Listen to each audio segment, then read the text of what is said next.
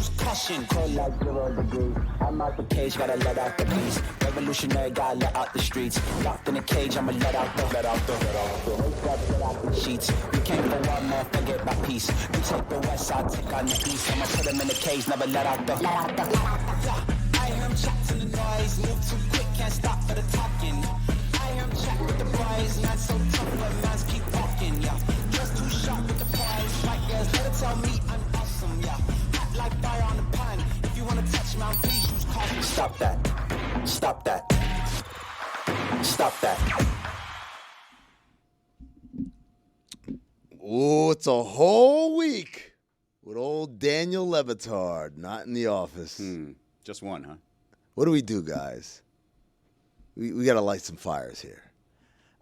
Whenever he's gone, I want him to be tuning in and freaking out about what he's seeing.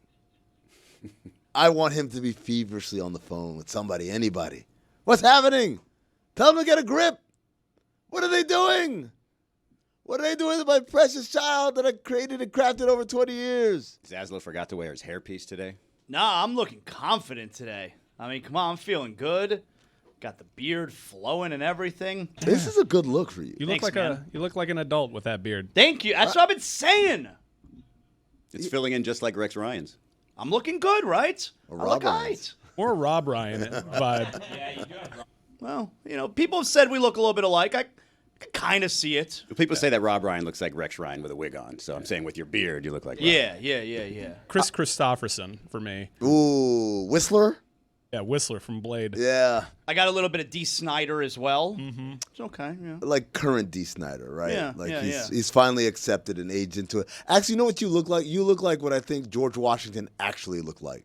Like all the paintings, Like when he got out of bed. like all the dollar bills. That's like, you know how the paintings used to be like the nicest version of someone? Yeah. And that's what he actually looked like. Before he got his hair did. Before he got his hair did. So they had the Hall of Fame enshrinement up in Cooperstown this weekend. You What's guys that, see baseball? Yeah, baseball. Yeah, you guys catch that? No. I saw some clips. Yeah, man. My guy CC Sabathia made it. He's so thin. Lost a lot of weight. Maybe too thin. Is it too thin? I don't like know. this take. I like it. Like Maybe Star Jones too or somebody? thin. Right. There's a Some difference. people should be fat. Like, that's There it basically is. what Zach It's 100% is saying. true. Like, you know, some people, they look better fat. Let's play this game. Celebrities who've lost weight and look worse. Big Boy. The radio DJ? The radio DJ, not He from looks- Outkast. Yeah, not from Outkast. The other, Big Boy out in L.A. Ever since he lost the weight, I'm like, I don't like it. Tell you who's another one. I thought Anthony Anderson looked better when he was heavy. I'll give you that one as well. Yeah. Too thin. Too thin. What do you think of John Goodman now? Oh, Too thin. Yes. worrisome. Too Yeah. thin. Worrisome. Yeah. Yeah, when you're used to a face looking a Worried. certain way, just leave it looking that way. Don't get all skinny and sad looking. Put back some LBs. Gaunt. He looks gaunt. Yup. I wonder. I don't like Joe? it. Fat Joe? Not so Fat Joe. Nope. Fat Joe It's just a joke. has done it well. He does look well, actually. He looks proportionate. Yeah, he And looks that's good. the He thing. looks good. Lose the weight. Be proportionate. It can't be like sunken cheeks No. and You got to put little cotton balls in your cheeks so you look the same, but Yeah. you're still healthier. yeah. Yeah, he looks good. But I see CC Sabathia on that stage. I'm like, I wouldn't be afraid of that guy on the mound. Well, he's not on the mound anymore. I know, but if that's what he looked like when he was on the mound, I'm not afraid of it. You look like everybody else. Too thin. Mike Golick Sr. No, I I think think he he looks looks good. well. Yeah. He no. looks Looks good. good. He looks did it at better. just the right Saturday. time of his life, yeah. Jeff Saturday. No, Saturday looks good too. Not too thin. He looks good. This is a two Yeah, his Americas face thing? maintained its shape. This feels like a two Americas thing right now. Oh. Other than John Goodman, I feel like we're hitting. Hey, look at Joe. We're batting Oh, like. 3 Americas. Fat Joe. Oh, yeah, I mean, he Fat started Joe. with Star Jones. Well, yeah, that's true. That's leader in the clubhouse, Star Jones. Yeah. I'll give you Al Sharpton. I think Al Sharpton. yeah. Yes, that's a good one. Concerning. It's That too disproving my definitely point. Definitely a trend now. Hold on, let Good me one. write this down. Yep. All the fat people should be black, apparently. At first, in 2003, when I first saw Udonis Haslem, after he lost all the weight, I said, too thin. But then I got used to it. Now he He's looks okay. great. Yeah. Well, he's now been he's thin fine, for yeah. so So much long, more of yeah. his life now. Yeah. Yeah. He looked unhappy. I don't know. Something about when you go from a little big and jolly to super thin, you just get an unhappy face about you. Well, you're a prime example, right? You were jolly at one point in your life. Boy, was I jolly. I was a jolly MFN eighth grader. And, probably around sophomore year of college, started losing the weight. My mom didn't like it. My mom hated it. She's like, oh, you're too skinny. So I think she would have vibed with you then. But I think you do it young enough, you're fine. I think when you do it older in life, when people are just used to this certain look, that's when it's like, you went too far. Particularly like being like for all these people we're talking about, they're on camera. Mm-hmm. So we got to know them. We fell in love with them looking a certain way. And then, they lost the weight. And now it's like, well, you're messing up with my concept of who you are as opposed to Izzy. Yeah. Did it behind the scenes, in the shadows, came out like a butterfly. Well, and the hard part is when you're heavy, if you're funny and you're heavy, then you get skinny and it's like, you're not funny anymore. That ain't funny anymore, Yeah, man. we mentioned it last week. Shane Gillis, don't lose weight. Yeah. It's No, part of your would thing. not be funny. No. Absolutely. It softens the joke. Yeah. It allows the joke to come out and we feel all right because, he's just some fat dude. It would change his posture, too. He'd all of a sudden hold the mic differently. We can't have that. Like Tom Segura's one. Now, Tom Segura, I don't know if I would say he was fat, but he was definitely heavy, and now he's in like really Too good much. shape. That's a good You example. think so? Too much. Like because he was more of an everyman, right? yeah. Yes. Now it's like he's talking all the time about. It's like super fit. I fasted for 40. It's like, dude, this is not comedy. You're not funny. Oh, he's doing a lot of lifting with that podcast. Fasting's not funny. Is Tom Segura the one that tore He's his the funny ACL one. playing basketball? Yes. Well, Frank Caliendo lost weight. Still funny. But his face was still round. Yeah. Yeah. I can't tell because I never see him below his And neck. he did that before Ozempic was a thing. He did it the right way, you Yeah, saying? Frank Caliendo lost a shocking amount of So you're weight saying- well before. Frank Caliendo gets into Cooperstown. Yes. Yeah. All right. And he's Hall of also Famer. like UD class where now he's been skinny longer than he was fat. If Santa wasn't fat, would you let him into your house? Absolutely Oh, not. no. I mean, I guess you That's don't let a him in. He creep. just breaks in anyway. But would you be cool if just some jacked guy was going down your chimney? Well, it depends. Does he wear fitted clothing now, or is it still the big old I feel Santa like suit it's so he just looks like a suspenders, homeless no person? shirt. Okay, so I got to ask you, Billy, because this Hello. is right up your alley. Did you see Red 1? Yes. Okay. In that one, J.K. Simmons plays Santa, and he's jacked. Like, he's in great shape. Oh, he isn't Rock in that movie too? Yeah, I mean, yeah, The Rock, not yeah. Charles Dutton. Yeah. There's no K in that. And that's not Michael Beasley's grandfather, by the way. That was a Chris. crazy mistake last week. That's a callback, folks. So Would you like Al Roker being skinny? I mean, he is skinny, but like old Al. I feel like I liked him better heavy. I liked him better heavy. I don't like where this game is going, but I did like him better heavy. But I think after he lost the weight, now he started to gain back, and now he's kind of like he found the equilibrium point. So, Al, you good now? But we talk about CC Sabathia, not about his weight, but being in the Hall of Fame. Do you guys think of him as a Yankee? I think of him as a Yankee, Yes. right? Brewer. For real? He had an Cleveland. unreal run as a Brewer. Yeah.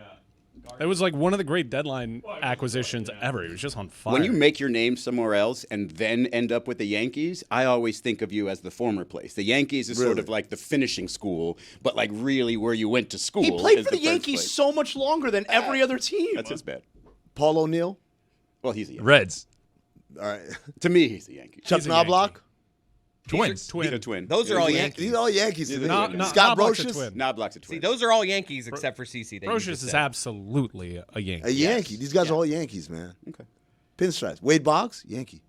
Red Sox. Red Sox. No. Yankee. Red Devil Sox. Ray. He rode the horse. Red He Sox. didn't ride no Ray. horse in Boston. He rode a horse. Isn't his jersey honored by the Tampa team? Is that a Brad Marchand situation?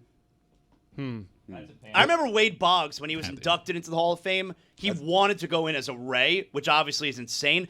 Except it's not really a thing. You don't go in as a member of a certain team. Baseball, you do. You Yeah, do. they have a I I hat. don't. Do Baseball they? hat, Yeah, Yeah. cap. Dave They Win- do have the logo of the team Yep. on the cap. Yeah. Buddy, you go It's in been a as thing my whole a career. XYZ.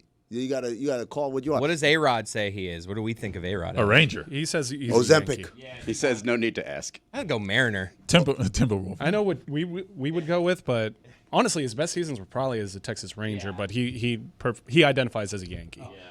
A-Rod does an Ozempic. Really?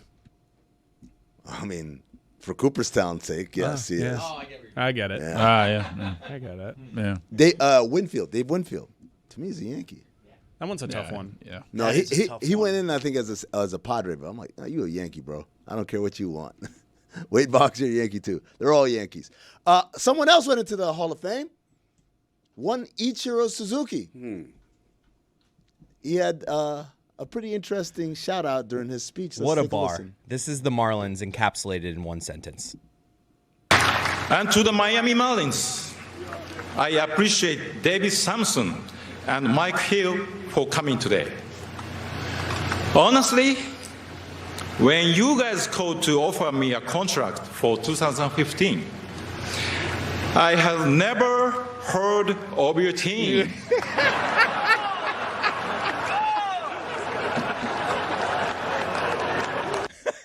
There's no way that's true. He's probably played again. Like, let's look this up.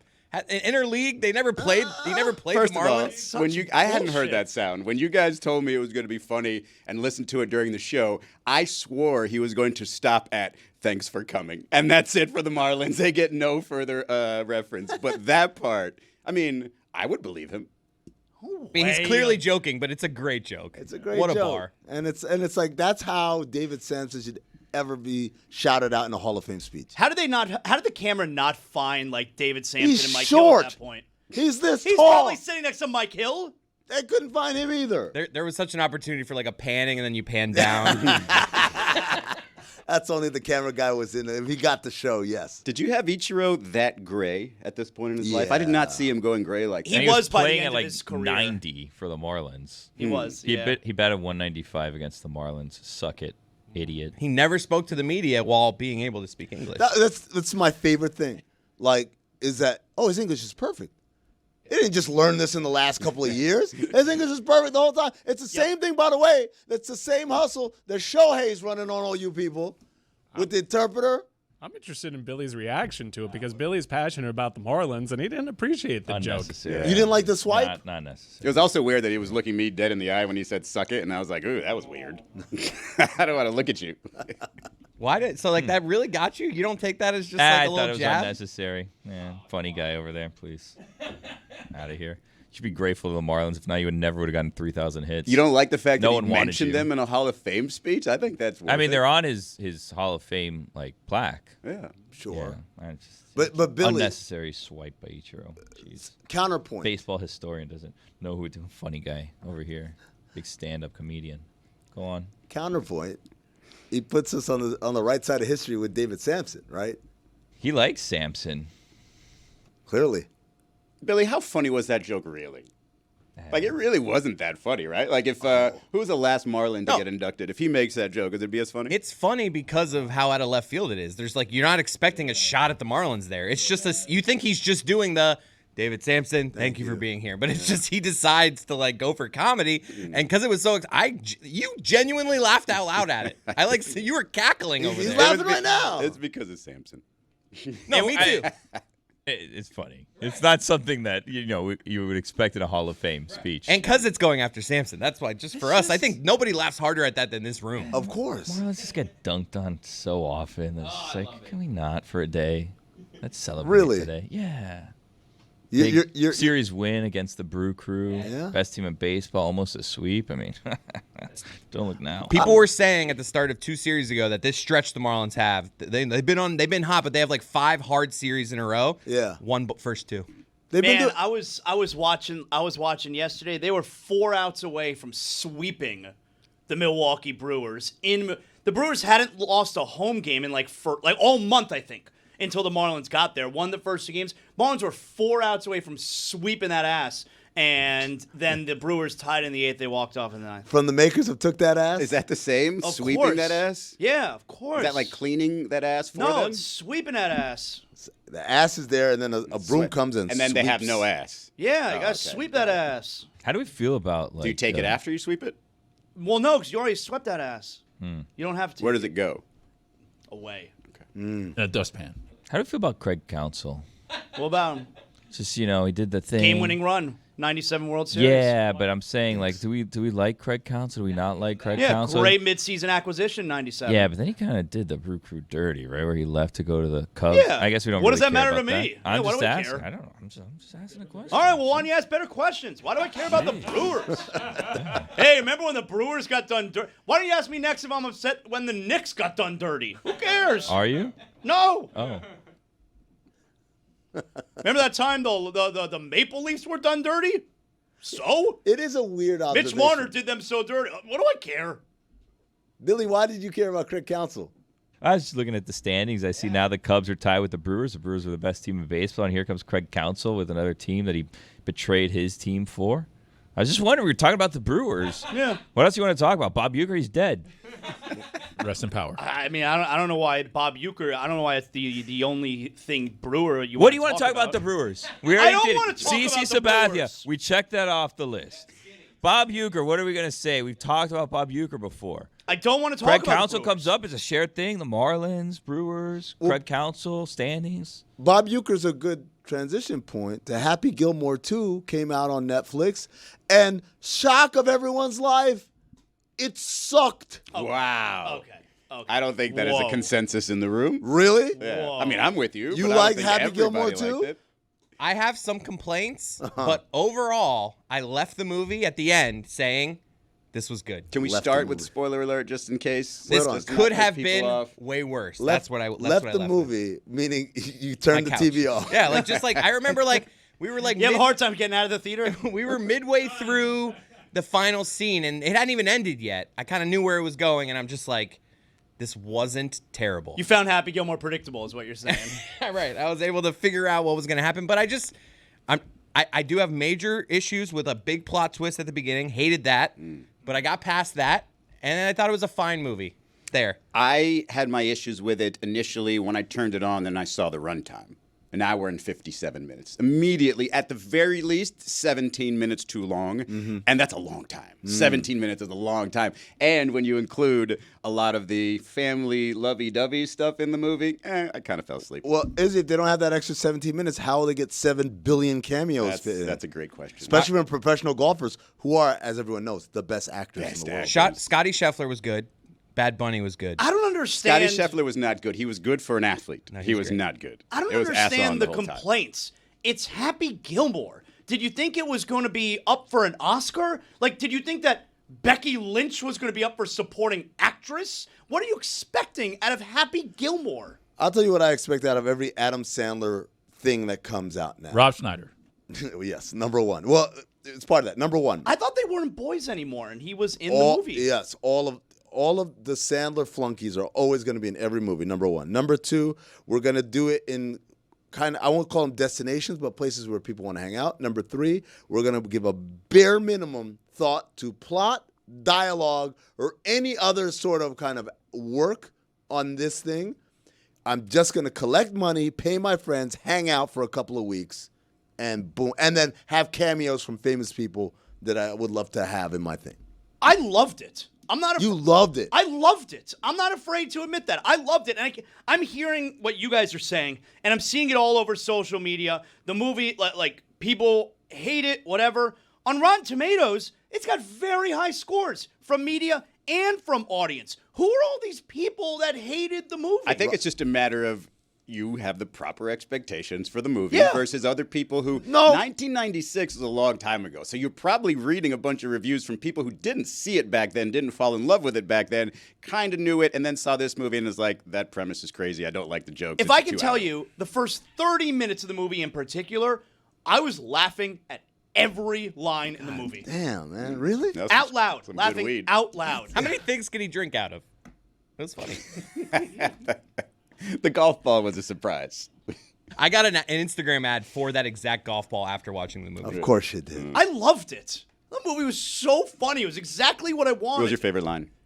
I don't have a favorite line in Happy Gilmore 2, but I loved Margaret Qualley. She made me laugh the whole time that she was in it. She made you laugh the whole time. Yeah, everything she did, I was laughing at. She was funny. I just, well, give me some other comedies you enjoy. Maybe let me get some context. I have no problem giving you the comedies I enjoy. Yeah. Best comedies. Forgetting Sarah Marshall, that's my favorite comedy. 40-Year-Old Virgin. Okay. All right. Love 40-Year-Old Virgin. Okay. If you want to go old school, obviously I've Coming to America. You know? Oh, I thought you were gonna say old school. Nah, old school's good, but old school a little overrated. Old school's overrated. So it is a little Happy overrated. Gilmore 2 had you laughing continuously for 30 No, minutes. hold on a second. Overrated doesn't mean that it's not good. Mm-hmm. Overrated is I think The Hangover. Over. I think it's the most overrated movie It of is. all time. You know, there's a theme here. Todd Phillips. Of Movies- all time. The Todd Phillips comedies I always found overrated. Really? I didn't find them Old school slaps. I'm with you on The Hangover. Yes, old school is good, and What? The Hangover is also really on. good. Pull But people what talk out? about The Hangover like it's the greatest comedy. It's not, and not. hence it's overrated. It's funny. It's Okay. a solid flick. All right. I'll give you that. If you're saying it's funny, it's just not the greatest. It's I very don't funny. think it's the greatest comedy either. I think it's a very funny movie. I do though. too. All right. So what? So Forgetting okay, Sarah Marshall's my favorite But comedy. you're giving me all right. So Todd Phillips, funny movies. He makes funny movies. Didn't he also do Joker? Yeah, he won a Golden Globe, I think, for Joker. Yeah, and then he also did Joker, the other Yeah. one. Fully Which, adieu. you know, I was sitting back. I'm like, that's Todd Phillips for you. Todd Phillips experience. And then you got Judd Apatow movies you're naming. Love Judd Apatow. Judd Apatow's funny. For the most part, love So Judd how are you saying sitting here and saying Happy Gilmore 2 was funny? Because it was. You're basing it off of what the first one was. It was Yeah. a ridiculous comedy that's just absurd. Okay. Because if you really, I rewatched the first one. There's a lot of ridiculous stuff that happens in that first one ridiculous. that you're it. And I'm with Zaz on this. You have to know what movie you're watching. Yeah, what am here. I? I know what movie I'm watching. This is not a rated R really smart comedy. This is Happy Gilmore 2. They had a golf green that was rotating as you moved on it, and Maxi golf. Whenever the ball stops moving, if you move the green, still counts. Can still go in the That's hole. Maxi Golf. Well, I get it. Pretty Little Lies, man. But it's just funny. You guys Yes. like, ha! I was laughing out loud throughout the movie. Man. I'm so funny. I'm not a highbrow comedy person. You sound like a snob. I like Fairley Brothers movies. I think those are funny. Mm-hmm. I don't think That's Happy another one. Gilmore Something 2 About is- Mary. That's There you some go. of the top funny movies. Yeah, Yep. Dumb and Dumber, Yeah, of course. right? But this, guys, come on, man, come on. And you know what it is? We're also partial to Adam Sandler movies in my house. My Yeah, that wife, is. he is her favorite. We see all the Adam Sandler movies. We love Adam Sandler. That's why I never come over. Two We peas in a love pod. Adam Sandler. I'll tell you what. I just don't know what you're expecting when you're like, no, oh no. man, I thought it was gonna be really, I'm expecting. gonna to make me think the movie. No, Dumb and Dumber made you think. No. That's my point. Dumb and Dumber is funny. This isn't. It's I don't understand the people, take, for instance, the Fast and the Furious movies. Oh, man, the new ones or whatever, and you leave oh, that movie sucked. What do you expect? Zaz, if you had no attachment to the original Happy Gilmore, would you? Somebody else, not you. If I'm would a you tell them 20-year-old? if somebody else had no attachment to the Happy Gilmore movie, the original? Would you tell them, hey, go watch Happy Gilmore 2? It's gonna be great. If I didn't know anything about the first movie? If No, they if you're, didn't know anything about if you're it. referring to a are No, you no, recommend it? no. I could totally understand someone who knows nothing about the original Happy Gilmore. If they see this movie, this is some stupid. Totally. Yeah, you're not going to watch that then if you don't love the original. So doesn't your liking it have everything to do with the Yeah. original, and it's just Nostalgia. bringing back nostalgia? Yes. So it's not actually a good Yes. movie. It's just bringing back feelings. That's so right. Just watch the first one again. I'm not expecting it to be nominated for Best Screenplay at the Oscars. Yes. There's an in between here that you keep skipping over. That it can be not nominated for an Oscar and still, This really is so simple Good. to me. I don't understand anyone, and I don't need to sit here and be like some Happy Gilmore stan who gives all right? But Sound if like you... kind of coming over. Right. Sound But like the most Happy Gilmore stan I've ever Who heard. gives you- a lot of a shit. if you loved Happy Gilmore, how did you not enjoy this movie? I don't get it. I think those are the people who did enjoy it. There's yourself and those who loved Happy Gilmore Yeah. so much and watched it. Are you home alone when you watch this, or is your wife No, still my in fam. town? I'm a bachelor now this week, by Yeah. the way. I got the house Oh. myself. As if I couldn't tell by the beard. Yeah. No, it was before my family left, so I watched it with my older son. Okay. Yeah. The whole family's out? Yeah, I got the What house does this myself look like? a whole week. Don't tell free Joe house. Rose. Yeah. Bachelor pad Big this dog. week. Oh, yeah, baby. took myself out on a date last night. Where'd you go? Really? That's right. My pal David Dennis Jr. Did you gave put me out? a great tip yesterday. I got lucky at the end of the night. Wow. My pal David Dennis Jr. gave me a good tip yesterday, okay, where I was telling him how, because we were on ESPN Radio. Thanks for clarifying the junior part. I didn't want to confuse him with David Oh, well, Dennis. David Dennis not Sr. senior. Yeah. David Dennis Sr. is a civil rights activist, right? David Dennis Jr. not Well, so much. two I think he's Americas. got that in his family, yeah. Yeah. And I told him, I was like, hey, I'm a bachelor this week. It's great. And you know one of the best parts about being a bachelor is, so for dinner tonight, your boy's going to order whatever he wants. I don't have to worry about what the boys want, what my wife wants. I'm going to get what I want, all right? I'm going to do whatever I want. And he told me, you know what you do? You take yourself out to a nice restaurant, to a nice steakhouse. You go dress up a little bit. You go Do you sit sit on at the the same bar. side of the booth? No, Sit at the because I'm by bar. myself. You go to the bar, Yep. okay? You get yourself an old fashioned, you get yourself a nice steak. So guess what I did? I got dressed up. I went to the steakhouse by Chili's? my house. Mr. Steal Yo Girl arrived at the bar. I watched the Marlins game there. I had a nice little date with myself last night. Jacket or no jacket? No jacket, no jacket. Collared shirt? Yeah.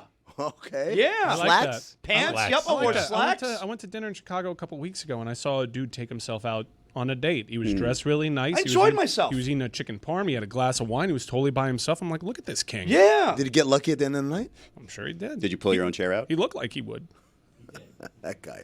No, like there are certain people that you can look at and like that guy's jerking it. Like currently? Or? Like he's going to jerk it. Like it's like his option. Why is Chris waving? Did you look forward to that? Like the I'd never done that before. The house? What? Jacked it. Like, You should try it. It's pretty awesome. Empty house? Most people figure that out around 8 or 9. It's probably a big weekend for that at the Manor. Do Mansion. it The mansion? You can do it with the door open. better believe it. There's no expectation of privacy. Door open. Like the front door, Chris? Doors open. Come on in. I come through like Tom Cruise in Risky Business. Dun dun dun dun dun dun dun dun. In your underwear, huh? I set up a night for myself. Saves me a whole step. Like 40-year-old virgin where he's got the candles, around his bed. No, I've had the house myself many a times. Okay, so yeah, I'm looking forward to this week. It's gonna be a great week. But I feel like what's the number one activity for open house? Number one activity has to be jacking it. But number two has to be I watch whatever I want to watch. More than I eat whatever I want to eat, I watch whatever I want to watch. That's pretty clutch. Right? Yeah, I had basically a weekend to myself here, and I enjoyed my evening last night of just, you know what, I'm going to watch this Billy Joel documentary. I don't have anybody to tell me that they don't want to watch the Billy That's Joel against the documentary. rules. You can't watch something that. Okay, so she doesn't want to watch the Billy Joel. She's not the Billy Joel guy. I'm the point. Billy Joel guy. So the point is Yeah, that I can't watch something that I think I'm going to like because I know Anthony will like it, and then if I watch it without him, he's going to get upset about it. So if I'm in the bachelor mode, I've got to specifically look for things that I like and he wouldn't. You got So a it's lot of TV sports. cheat. hold on. got a There you TV go. Chris, allow me. Izzy, this is what you do. I got to go ass off. You watch it, yeah. And then you say, Anthony, I heard about this thing, this Billy Joel documentary. You want to check it out? And he's like, sure. And then you start watching it, and you're like, wow. You just make these They little... surprise him with like some predictions in there. No, like, wow, I think this is going to happen. You've gone No. too far. You've gone too far. You just got to be, wow, a little bit of like, little interstitials there. You Did just not throw 'em in. expect that. Yeah. Well, What how about happens if I that? fall asleep though? Because I already know what happens, and I fall asleep, and then he gets angry. Oh, well then, like... Well, then he's gonna watch it again because he doesn't want you to miss it. So There you're you not go. watching it for a third time. It's all right. I don't know if I like this plan. I definitely hit Cynthia with your loss because she came home. She's like, "Oh, I watched Happy Gilmore too." I was like, "All right, I guess I was waiting without it, but I'll just like go f myself." Like, and I was like, you know Again? what? I'm like, I've only heard certain things about this movie. I'm like, your experience with it was diminished because there are certain jokes that I could have explained to you. Like, you don't know who Will Zalatoris is. I could have explained that to you, and He you was in it? would have found it funny. I must have fallen asleep for him. Did she enjoy the movie? Yeah, I mean, I think there's a lot of people. I want to see it because of the polarizing reaction. I've seen a lot of people say this is crap, but a Netflix sequel cash grab from Adam Sandler, I know what I'm getting into. How could it go wrong? Yeah, I want to watch it for the nostalgia. I want to watch it for the cameos, and But some of his Netflix movies have been good, like that Mystery Date with Jennifer Aniston. That movie's funny, man. I gotta be honest, didn't care to even consider watching that film. Yep. I watched the one with Chris Rock where they were like Grown having Up a wedding. 7? No, the other one where they were like having a wedding. Grown Up 6. That one. I don't know about you guys.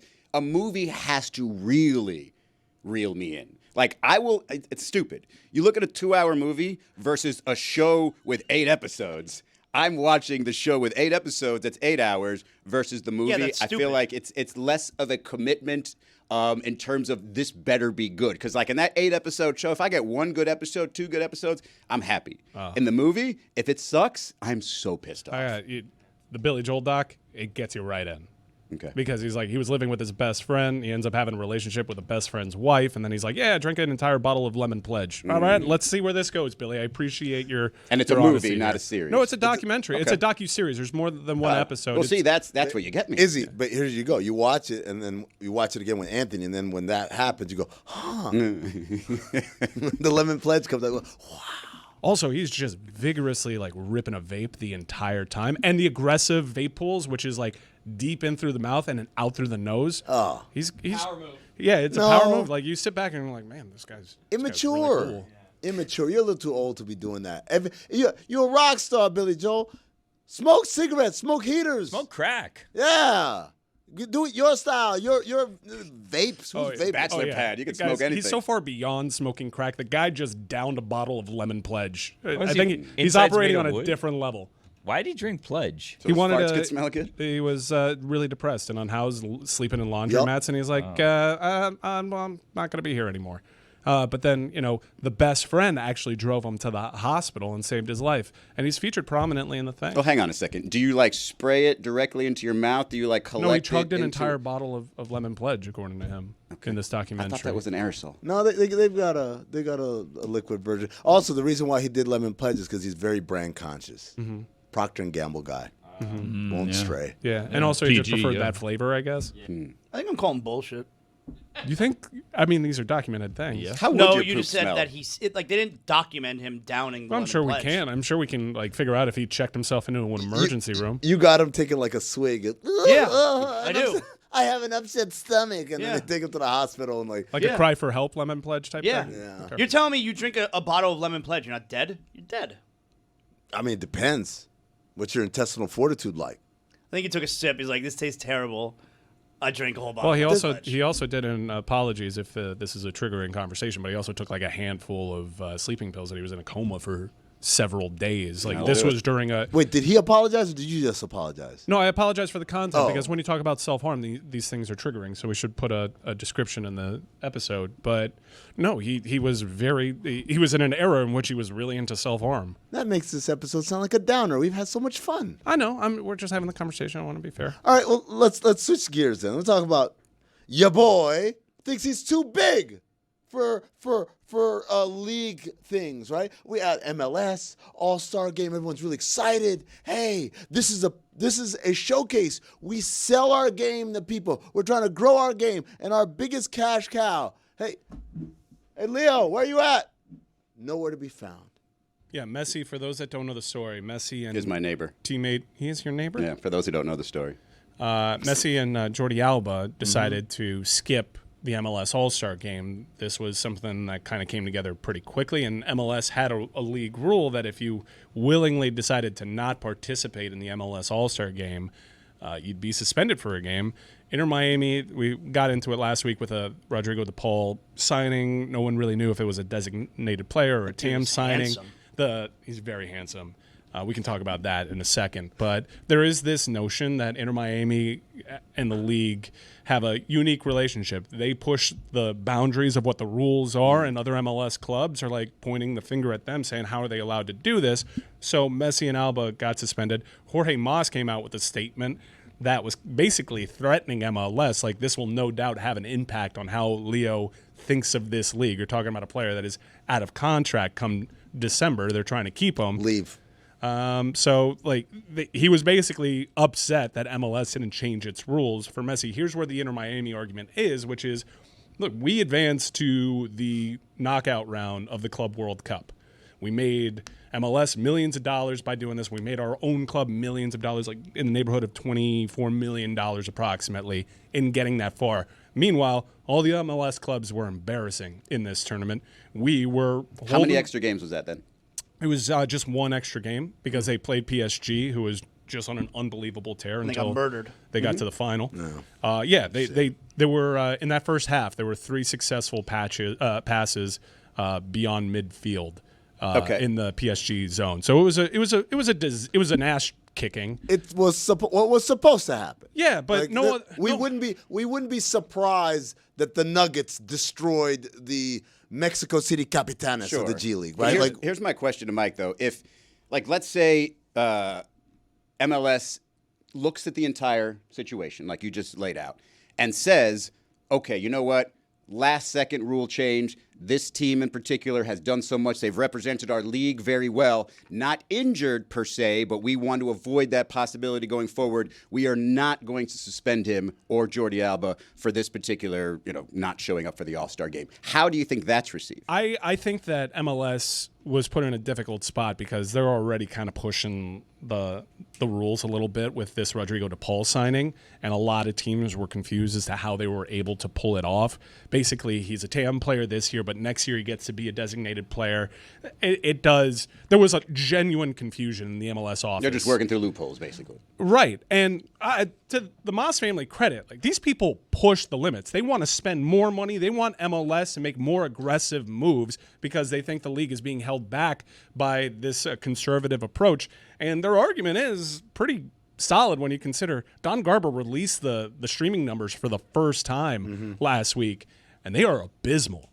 Abysmal. Less than 200,000 people a game, your average audience for MLS. That is terrible. And he felt almost proud in saying, that's way up from last year. Whoa, this is not a way to grow the league at this moment. They probably went too early in this paywall model. And there's so many free deals out there now for MLS. If you have a certain cellular carrier, a certain cable carrier, you essentially get this for free. So that is a really bad number. But I think when we found this, even on the NFL side with the Amazon games, it's whenever you have these non-traditional ways of viewing games, even if they're free, you are automatically losing a portion of your audience because people are like, I can't figure it out. Yeah. Where the hell is this? It is confusing, but I will say that I think MLS probably would have made a concession. You're playing, remember, only 3 or 4 MLS clubs made the Club World Cup. So those are extra fixtures, and this week begins the Leagues Cup where MLS plays Liga MX. So there's a lot of extra games that Inter Miami have to play compared to other MLS teams, and I can totally imagine a 39-year-old Leo Messi who's got a World Cup on the horizon playing all these games. You want me to play an all-star game, an exhibition? Well, you want my me to just follow-up, run around? Mike, is that if he didn't get suspended, if they did bend the rules for him and Jordi, who really would have been that upset? We're talking one game. Would Cincinnati have just been oh, this is bull? We're talking one game, and they understand, I would say, the finances, the business of it, right? Bullshit, dude. That's bull. Do we prefer Drew Carey when he was heavier? Yes. Yep. Absolutely. That dude's not funny anymore. Yeah. Way to bring it back, man. That I was dude's really worried about the tenor of our conversation. That dude's a fiend. Yeah. What? Yeah, Drew Carey. That's how he lost weight? Collects sex dolls. Oh, that kind of fiend. Yeah, let me Google that real quick. This episode is presented by DraftKings. DraftKings, the crown is yours. Happy to report, it seems I was right about Drew Carey being a sex fiend. Now, he has never confirmed himself, but he is the subject of a lot of internet conjecture and Reddit posts about real-life sex dolls, even rumors of a sex dungeon. The fact remains that there's a lot of hullabaloo surrounding Drew Carey and his private life. I love when Mike's right about sex fiends. Ohio! That's a safe word. That's my first time seeing that David Sampson ad. It really is something. How many studio shot pictures does he have of himself in an ugly jacket? Because that's all are they digitally imposing different designs on it? No, I think that was probably an entire photo shoot, fashion shoot. He brought all his Dan Flash's jackets and Can we maybe put it bottom right on mute and I'll count while it's going Yes, and then I'll please. report back? Yes, please. Why don't you guys put that up in mute?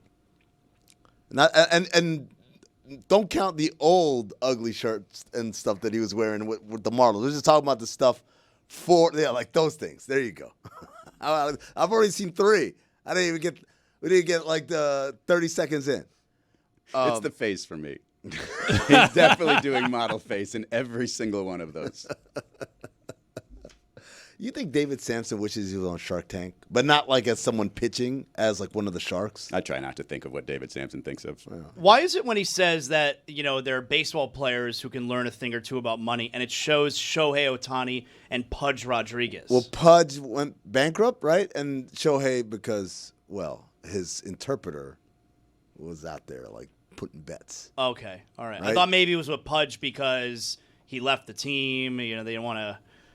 They wanted to keep him, but he left for more money. I don't know. 7 or 8 seems to be my number. There might have been a double in there, a duplicate in there. So 7 or 8. Did you count that white one there at the end? Yeah. Oh, at the end. All right, now we got a full 8. Or did it restart?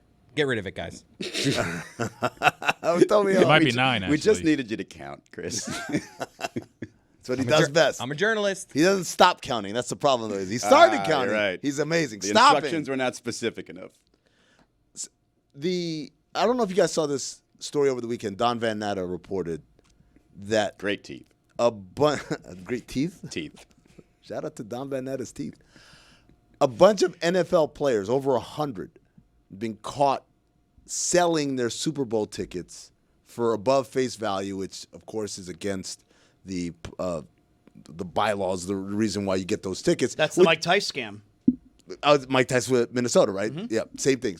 So, and there are some coaches too. They didn't say how many coaches, but there was a large number of these people who were selling them for above face value, and the punishment that they're offering is you have to pay back 1.5 times the face value of the tickets that you sold, and you don't get tickets for the next 2 Super Bowls.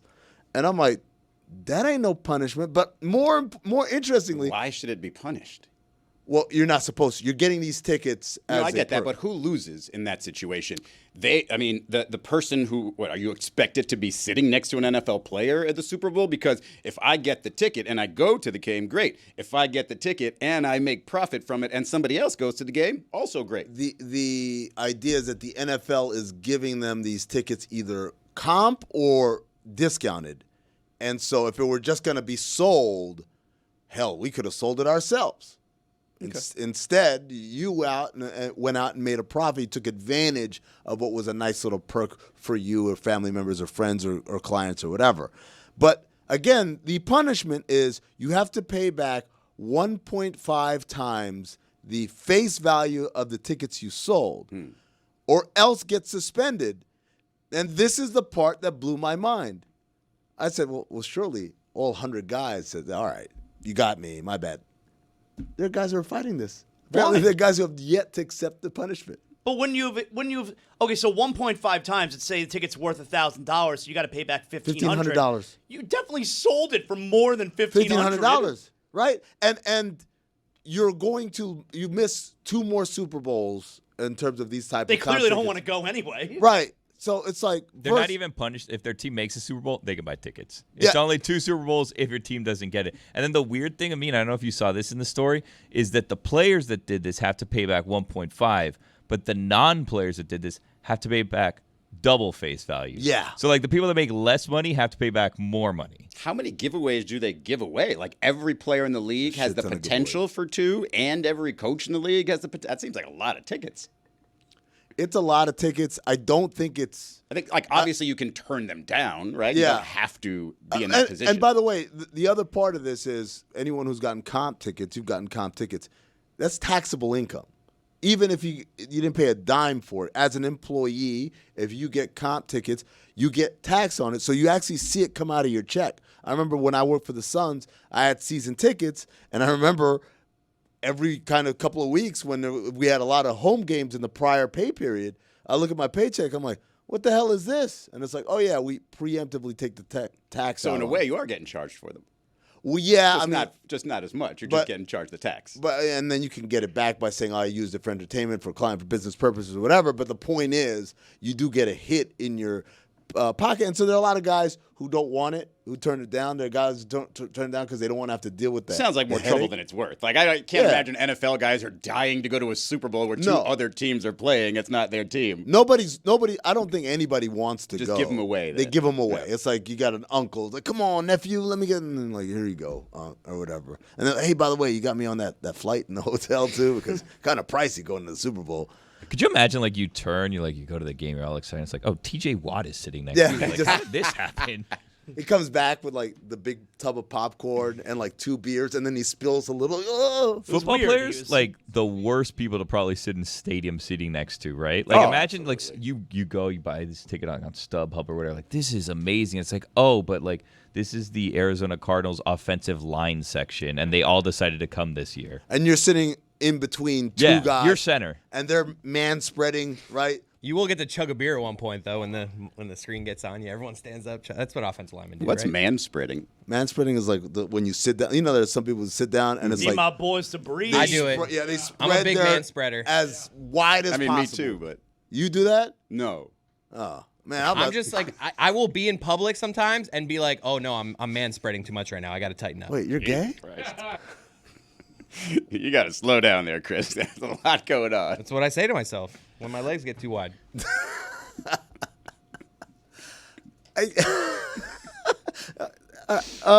Moving on. Tighten up.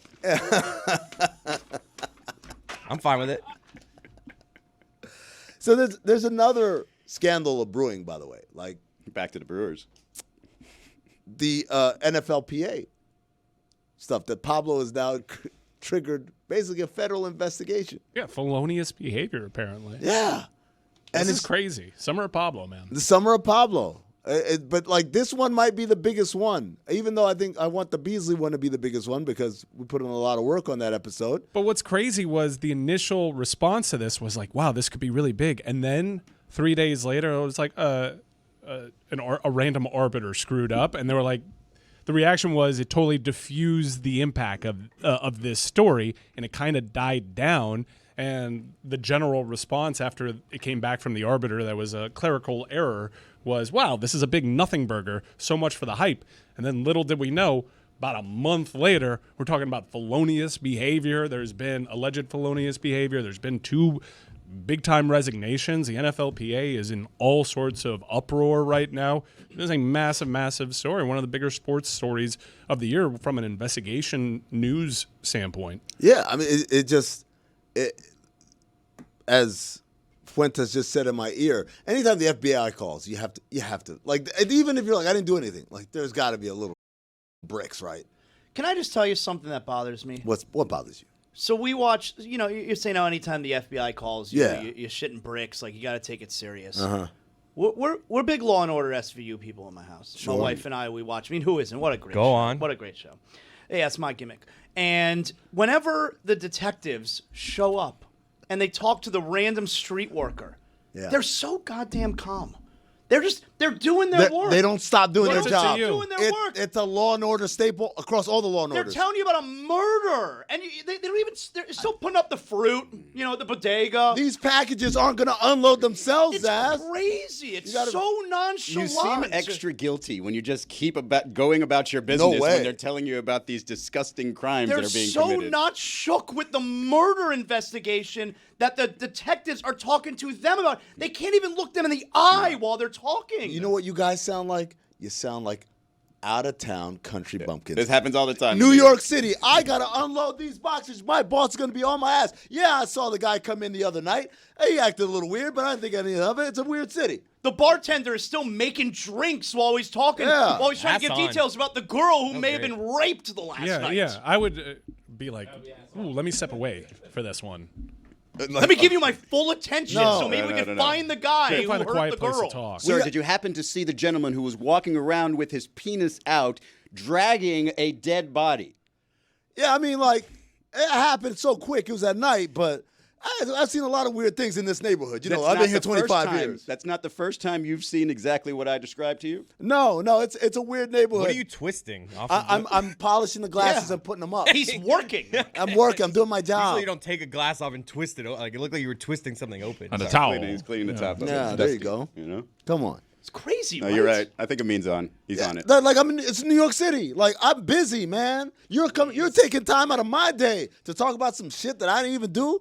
Now, if I stopped, I knew he shouldn't have done that. I told him he stopped messing with that girl. Yeah. Those are the guys like, that. People around you think that you're the one being investigated. Just like if I'm just going about my business and I'm just answering simple questions to these police officers. Don't raise any red flags, man. He's convinced me. Speaking of red flags, I'm ready to break some news. Uh-oh. So there is another federal investigation going on right now about the sale of ill-gotten memorabilia. Oh, I thought you were going to talk about the other federal investigation that's going on. What's that? Check your Threads app. It's a big deal apparently. Well, I'm getting to it, but this one concerns memorabilia, authenticated memorabilia, stolen from the Miami Heat. Oh, really? And sold for many, many, many, many, many millions of dollars.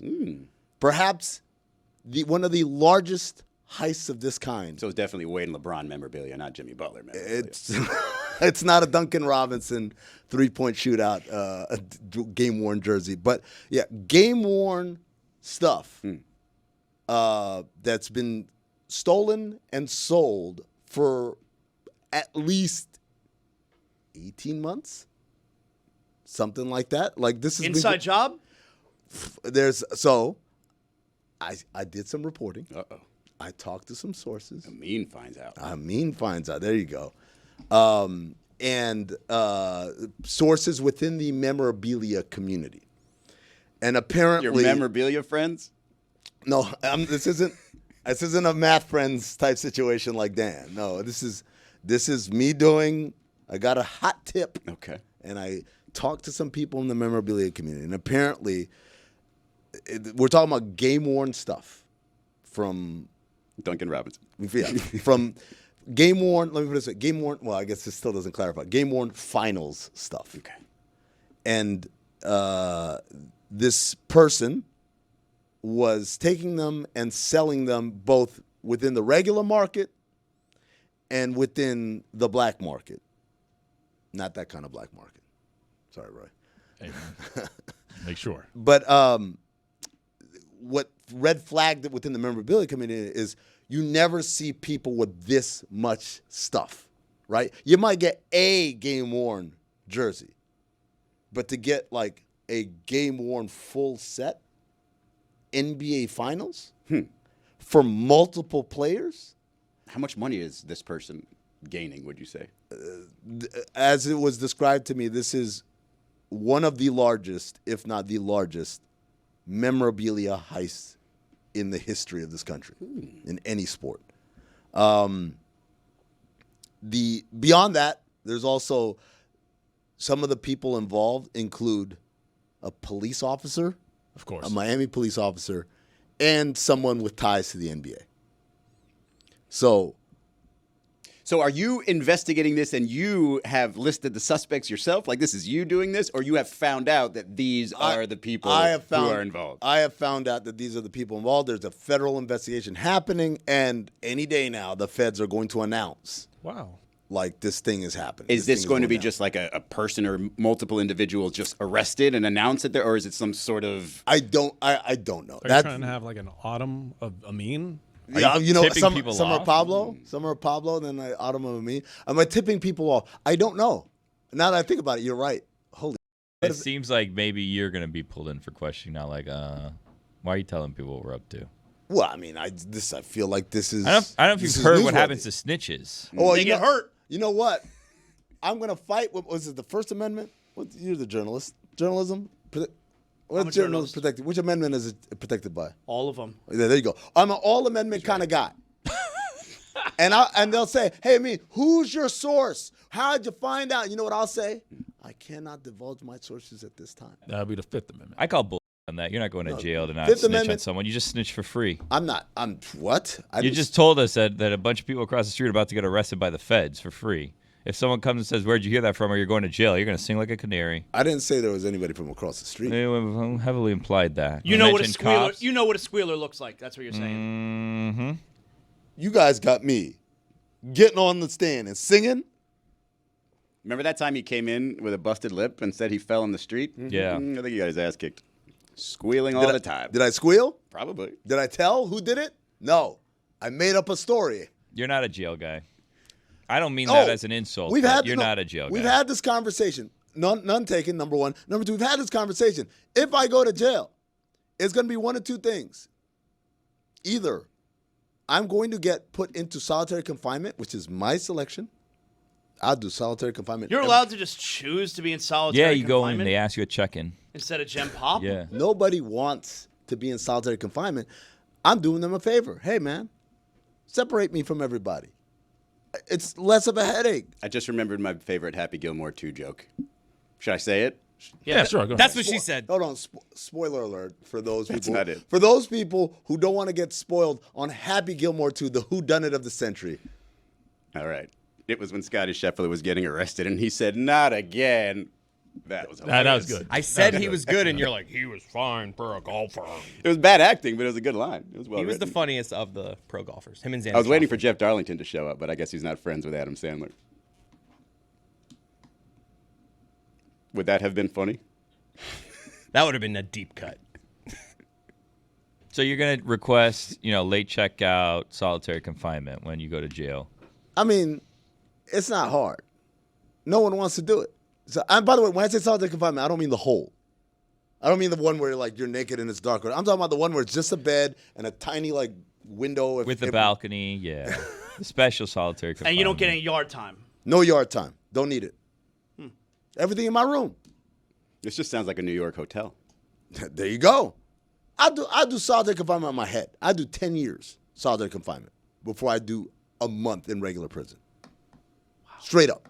I would do so poorly in prison. I do hope this whole audio gets subpoenaed by the feds. And with you just volunteering, I would be happy to do 10 years in solitary.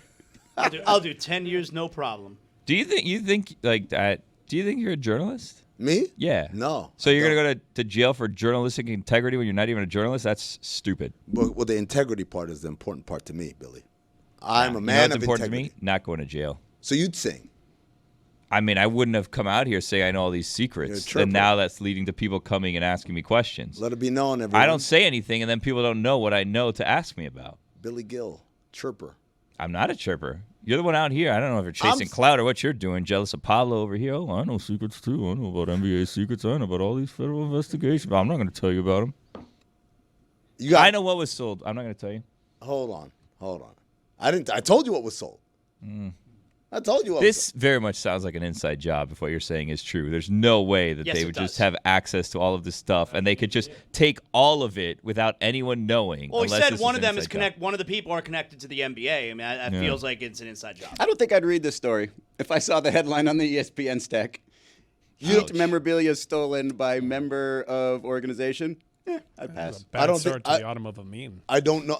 Yeah, really. I don't know if that would be the headline. The headline is largest memorabilia heist in the history of the country. That's the headline, right? Someone's selling millions of dollars. Maybe It needs I'll to be read the first It paragraph. needs to be juicier. Yeah. Juicier headline. Yeah. I need a name. I mean, Billy in Gill. fairness, Is Bill Belichick Billy involved? Gill. Pablo's headlines haven't done it for me.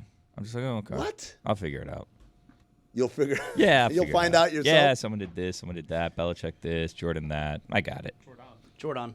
Yeah. By the way, I'm not sure, but I think the Malik Beasley story might have overtaken the whole Belichick Jordan thing, which is a pretty impressive thing. The real journalism took over for the tabloid journalism. We were talking today, Yeah. Bill Belichick just, very quietly was there ACC Media Day. No one knows anything he said. No one really cared that Bill Belichick was there ACC Media Day. He was just doing his boring old Bill stuff. Well, and no one there really... must have been mandates on not asking him because I thought there would have been at least one clip of No, there were questions, and he kept repeating, "This is not. It's overblown. Has not been a distraction whatsoever." Masterclass. No, the media was all over him throughout the week. Like it was a massive scene there. But he did the old, I'm giving you nothing and I'm super boring. You mentioned media availability, and a couple weeks ago, I made mention on the air that I saw Big 12 Media Day, and Deion Sanders did not look good. He did not look well. He was sweating on the dais. It was concerning because there had been rumors about his health, and he looked like in rough shape. And today, at 11 a.m. Mountain Time, there is a press conference, and he posted a video in which he was emotional, saying that he'd just drawn up a will. It seems as though Coach Prime is stepping away. Are you being serious? Do you think that in a couple hours he's stepping down? Yeah, it seems that way. There have been rumors about his health. He has not looked good. He's had some health problems that had been well documented before. The video that I saw, I played the audio for some of you over there in the bullpen about how this is a man that's like, he's saying he's drawing up a will. So this is a man is dealing with some mortality issues. That's kind of wild. That is like there's a difference. Have a will already. There's a difference. Well, that too, but also revised. There's a difference. What's the age that you got to say, hey, I'm gonna put together a will? You're supposed to do it now, right? The day you got enough money to hand down, because you can die any day. Oh, never mind then. David Sampson made sure of that. What is the amount of money that's, quote, enough to hand down?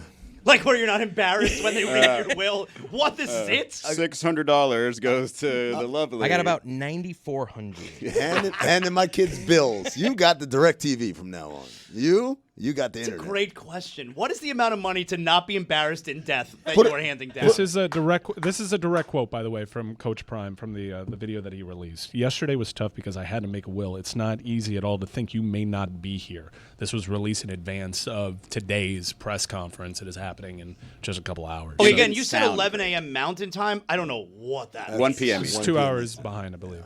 Okay. Mountain Time sounds made up, right? Yeah. There's like Eastern, Central, Pacific. Mountain. That should be Let's talk to Yeah, Amin because we he's just an need expert. 3. Amin lives in one of the more confusing states for this in Arizona. It is really tricky because sometimes you're like 3 hours behind, sometimes you're 2. Pick a zone, Arizona. Well, actually, Arizona's saying you pick a zone because you're the ones who are changing your clocks left and right. We just keep it simple, which is what it should be. Daylight savings, scam. We don't need it anymore. Get rid of it, right? But also, Billy, I'm with you, but I'll go beyond Mountain. Get rid of Central Time too. Wow. Here's why: Indiana, East Coast time. Cleveland, East Coast time. Detroit, East Coast time.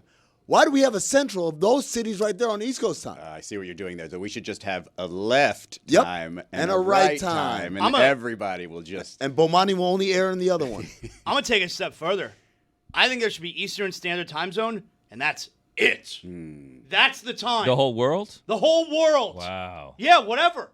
It's 10 a.m. right now. 10:04 a.m. right now. Everywhere. And what? You know how easy it is to figure out what time do you want to meet? What time do you want this phone call to be? What time is a certain show on? One time. You adjust to the lightness. You adjust to the darkness, okay? But the time is the same everywhere. He does kind of look like God today. What? But what if you end up getting screwed with that? What if they go with London's time and all of a sudden right now it's 4 a.m. for us? Everyone knows Eastern Standard Time Zone is the Lord's time zone. This is the one that they would go with. So I'm lucky that I live in Eastern Standard Time Zone. Amen. There's no more confusion. How often is it like when we used to, you're doing radio, you got a guest and so what time is that where I live? Or what? Right. No. It's the same time. Yeah, that's a I've play. never gone to church, and the priest has to decipher which time zone we're at. So clearly, Eastern Time Zone is the Yes, Lord's that's the time zone. Lord's time zone. So we got some time zones on the screen right there. Does Australia cease being tomorrow? It's back to being today? Today. Yeah, Yes. that's right.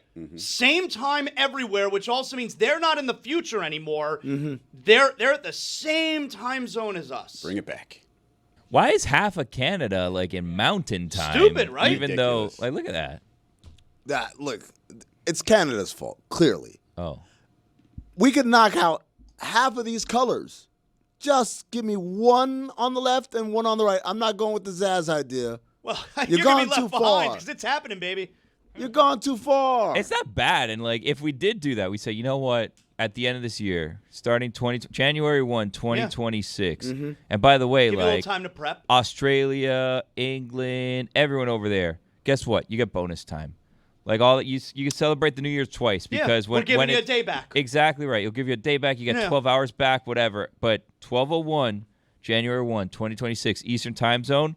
That's your time now. Get on the program. You get What- a week. what- Everybody gets a week off just to readjust your bodies. Wouldn't if you want. love it if you got a bonus day? Yeah. Someone said, hey, Oh my you're going to get to gosh. live this day, and then we're going to give you the day again. You know how much you'd accomplish in a day if you could do it twice? Well, it's January 1st. How much do you yeah, accomplish? probably a nothing. lot of activities. What do you do? What's the A lot biggest of activity binging. you've done on January 1st? I'm just saying, like, if I wanted to, if I wanted to come up with a list of activities and you gave me 2 days in one to do it, I'm going to get Done. Juju, put it on the poll. Do you get a lot of shit done on January 1st? This is not January 1st. It's bonus January 1st. You don't get it. He doesn't get it, Chad. You're going to be left behind, man. Okay. I feel bad Hold on, for you. I want to take notes. Break this down for me one more time. So, how do you get an extra day? Yeah. Well, because like Australia's 13 hours ahead, so they're a half day ahead. So eventually, when this plan is enacted, okay, there's now it doesn't have to be January 1st. It could be whatever. It could be tomorrow. Let's not get hung up on what day we're talking about here. Hold on. Okay, so now I have an issue because what if I'm one of the sad sacks who doesn't live east of here? What if I live in Hawaii? Yeah. You're telling me I lose a day. I missed out. That's part of it. Those limeys over there in England get an extra day, and I got it taken away from me. I'm an American. Hang with him, player. You get to live in Hawaii, okay? You get plenty of good. Yeah, you actually deserve to lose a day. You live in a gorgeous place. Hang with him. What about Alaska? That's not gorgeous. It's awful. In January? Well, terrible. That's Alaska. They Good, so they're deserve it. speeding things up for you. You live in a terrible place. Guess what? We just fast forward to you. Closer a day. to death, yeah. Yeah. So it's I'm just the telling one you. time. You get the one extra day, the one time, and then that's it. Then everybody's back on the same And now time. we don't have to worry about, what meeting times, phone calls, vacation. You say, hey, I'm going to call you this afternoon at 6 p.m. Eastern time, the time zone of the Lord. Everybody knows. 6 p.m. because we're all on the same page now. So do games start at the same, like if it's like a 7 p.m. start typically for NBA games, everywhere they all start at 7 p.m. at the same time, or do they start a little earlier, a little later? No, it could be whatever you want, but we're all on the same, it's all the same time. I'm just saying, like, in the NBA, for instance, Miami games start at 7:30, but like Laker games start at 7:30 Pacific, which is 10:30 Eastern. No, you'll still but do 10 p.m. You'll still do 10 p.m., but because it'll just be 10 p.m. in California, which is weird. You gotta fit in a nap maybe during the day, but maybe you want it to be light out when you get to the arena. That's on you. You figure it out. I didn't tell you to have a team in California, okay? I'm just saying this is what time it is worldwide. You think this was what the meetings were like when they decided on time zones initially? Of course. And it was these scenarios. a guy that looked exactly like Zaza. Exactly. Same hair and everything. Been thinking about it for way too long. I'm telling you, if I ever wanted to run for office, I never would, but let's not rule everything out. I'll give it a 0.01%. This would be one of my main platforms. What else? And everybody like, wow, this guy's making our life convenient. He's running for president of the United States by erasing time zones in the entire world. That's how your annoying campaign. time zones are? Got to adapt, and then there's jet lag. How much better would it be if it was just the same time everywhere? I don't no get more jet lag. I don't get jet lag. Yeah. Oh, well, Not good a problem. For you. Not a problem. That's not a platform that I would support. No. Get rid of jet lag. No. I don't have it. Well, You're not already helping me. established, you could be left behind. I have a question. So, like, if we do eliminate time zones, right? Mm-hmm. What a glorious time that's going to be. Well, but let's say they didn't go with the Lord's time zone, and you had to adopt another time zone. Would you be fine with it as long as we're just all same. adopting the time Greenwich zone? Mean Time. Well, which one are we talking about? Because if we, where this conversation started, if we go with Mountain Time Zone, I don't even know what that is. It sounds made up. Well, I mean, if every time zone's the same, it doesn't really matter which time zone we pick. Which is the devil's time zone? That's a good question. This is a weird place to take the Deion Sanders discussion. I knew that's where we started. How did we get to time zones? Deion speaking Mountain at 11 time. a.m. Oh. Mountain Yeah. Time. He got hung up on that. Never mind. The He man doesn't know could- when that is. Could have some sort of terminal disease, but you never know. I don't want to miss the announcement. This is If exactly. we were all the same time zone, I wouldn't miss it. This is exactly the show I wanted. I want Dan to be like, "What are you guys doing? Talk about Deion."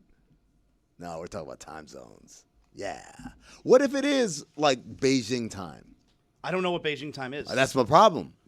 Because they're running everything. So wouldn't they be the ones that call Are they it? really running They're everything? kinda running everything right now. Carlos Boozer knows what Beijing time is. Oh boy, does he ever? Him and Jerome Bettis. I haven't Jerome seen Bettis Bettis. escapes the Beijing. The bus. He was the original For some. guy. He was the original guy. He's the guy you would have thought would have cut down, but No. I've seen him at Tahoe. Double down. The bus. He's Double the same. down. Yeah. He's like, Jet this black. works. This works for me. I'm staying right here. I think the fear, Mike, is we don't want to talk about it because what if it's either more serious than we thought or less serious than we thought? We kind of want to know what the deal is, right? And unfortunately, the way that he's announcing this and building up anticipation dramatic. allows for wild speculation. When you say I just filled out a will, that is a wild like, statement. Here's and honestly, I I wish him well. I don't need like a big reveal for what's wrong with him. Let's know what's going on, and we'll still want to hear from him and wonder about his health, and people would have a better opportunity to prepare questions for it. It's a weird build up for a press conference, but I mean, do whatever you want there. It's odd. I would like to talk about it properly without speculating, but I can't really. And it seems as though, through his own words, that we're dealing with a life and death matter that is going to force him to step away from a football program that very quickly he became synonymous with. Mike, to give people context, this is the cryptic message that he posted on social media. I don't know if I'm ready mentally, emotionally. Last night was tough. Yesterday was tough. Because I had to make a will. That's not easy at all. Someone found that funny. To think that you may not be here. But you want to make sure everybody's straight.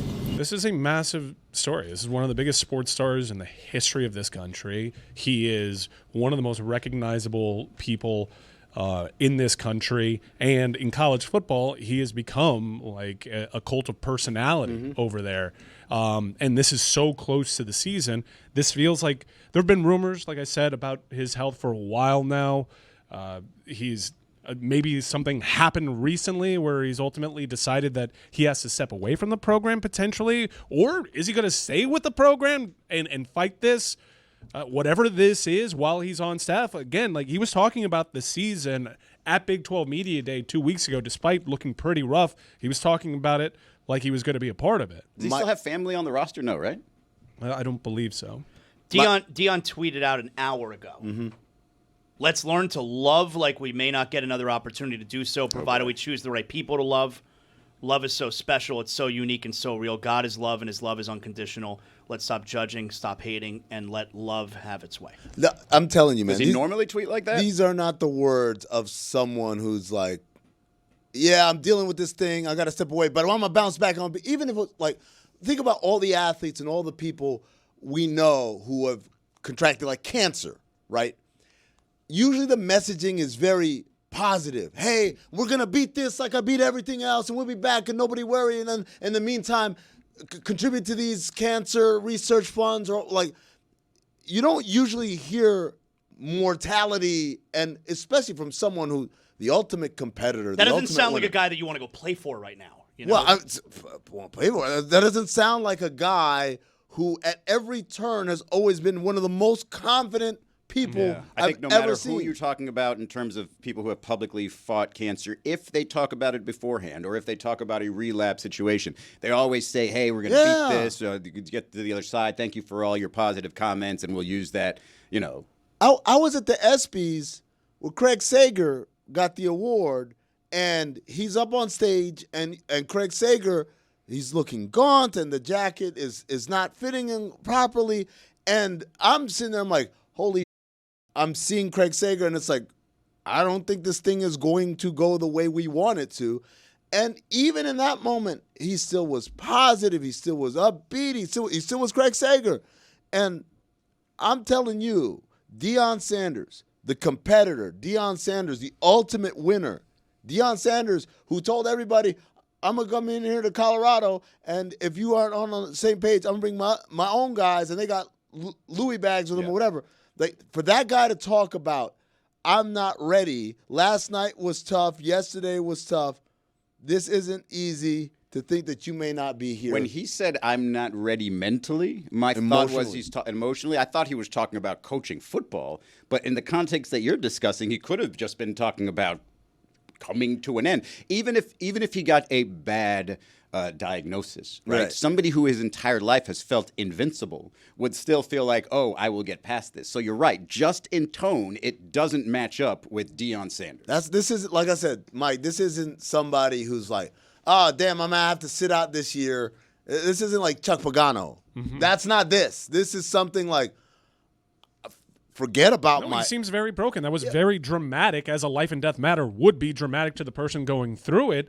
I just wish we knew a little bit more about it, because we're having these discussions, now we're doing this. which, in retrospect, could end up being irresponsible. I don't like the guessing game that we're doing. I don't think we've guessed anything. Well, but I think it says we're putting context to what kind of person uses these kind of words. I don't think you're being irresponsible, because I think it says that he and his medical team are holding a press conference. I mean, this is a huge story. He mentioned a will. I mean, for those who don't know, Deion has had like amputations. Yeah. Oh, yeah. And made jokes like, this isn't a guy who's like, they tell me I have pneumonia and starts getting flustered. Like, he's a tough guy. Right? Yeah, in this video, there's perspiration on his face too. Like he's been sweating a lot lately. I was just specifying the toes thing, because when you say he's had amputations, and I see Deion Sanders, on TV, I see his arms and legs. So yeah, it's his toes. I mean, but the point is, this is someone who's had fairly serious health concerns in the past, right? And nothing that even closely shook his resolve this way. And again, I'm with you, Mike. Like, I hope we overblew it. I hope this thing comes out and it's like, yeah, he's sick, but there's a path for this. He's a superhero. Yeah, man. Like, it's Beyonce. That's we prime all time. We all grew up in the era in which we have memories of watching him play two different sports on TV. Well, playing at a really high level. He's unlike really any athlete that we've ever had. And from a personality standpoint, now that he's a head coach, no one has ever really had his charisma. He's one of the biggest stars of our lifetime. This is shaping up to be a really sad day. Biggest name coach active right now, right? Active right now, it's him and Belichick. Right. I mean, he's Dan always mentions it all the time. He's starring alongside Nick Saban in commercials, and he doesn't look out of his depth. He is a star. Man, that's tough. I hope, like I said, I hope the news is good. It'll come out 11 a.m. Mountain Time, which is 1 p.m. Eastern. Okay. I had to translate Lord's time. The Lord's time, 1 p.m. the Lord's time, which means it'll probably come out after we're done today. So tomorrow's show, we'll have an answer, and we'll be able to talk about it more intelligently. Sharp at 9 a.m. Lord's time. So, CVS. What a start. Yeah. That's a nice, dry entry point to... This could go anywhere. Yeah. CVS, the popular pharmacy chain where one might purchase such things as contact lens solution. If you can find what aisle it's in. You're going up and down. You ever have this at CVS? You're walking up and down the aisles trying to find something that you know they have. I'm picturing people hitting the skip ahead button thinking this is an ad. Yeah. Contraceptive. No, I always know where that is. No, but it's like something that you know, like vitamins or whatever, and you're walking up there. Where the hell is this section? Where's this exact cough medicine that my wife wants for my daughter? I see 7 other ones that are just like it that I could get, but I don't see the exact one she sent me a photo of. I'm getting the CVS version. You get antsy, you get angry, you get worked up, right, Chris? But then something calms you down. Something soothes you. You hear something. It's a song playing over the music, and it's like, you know what? Like, maybe. All of a sudden, I'm frustrated, but I'm tapping my foot. Exactly. It's almost like a pressure point massage from Genesis. All of a sudden, the stress relieves, and it goes away. And I have to think to myself, there's someone whose job it is at CVS Corporate who has to curate the playlist that they play at every location across the nation, perhaps the globe. I don't know if CVS is international or not.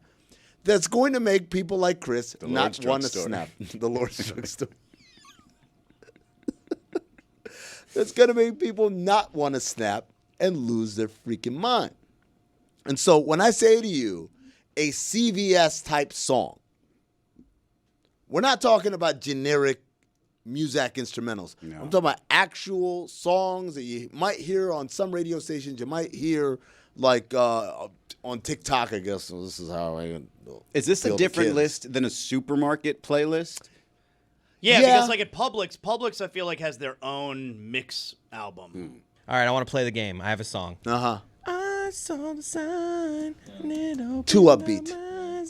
Is that? Ace of Base classic. Ace of Base, yeah. I saw the sign. Per capita, greatest country when it comes to music. Sweden, right? How do they do it? It's incredible. Well, they fund the arts quite That's how aggressively. So I played that poorly. That's no CVS. No, I don't think you played poorly. That's a good. Hey, hit me straight. Good start. But Yeah, no. I appreciate the chance that you took there.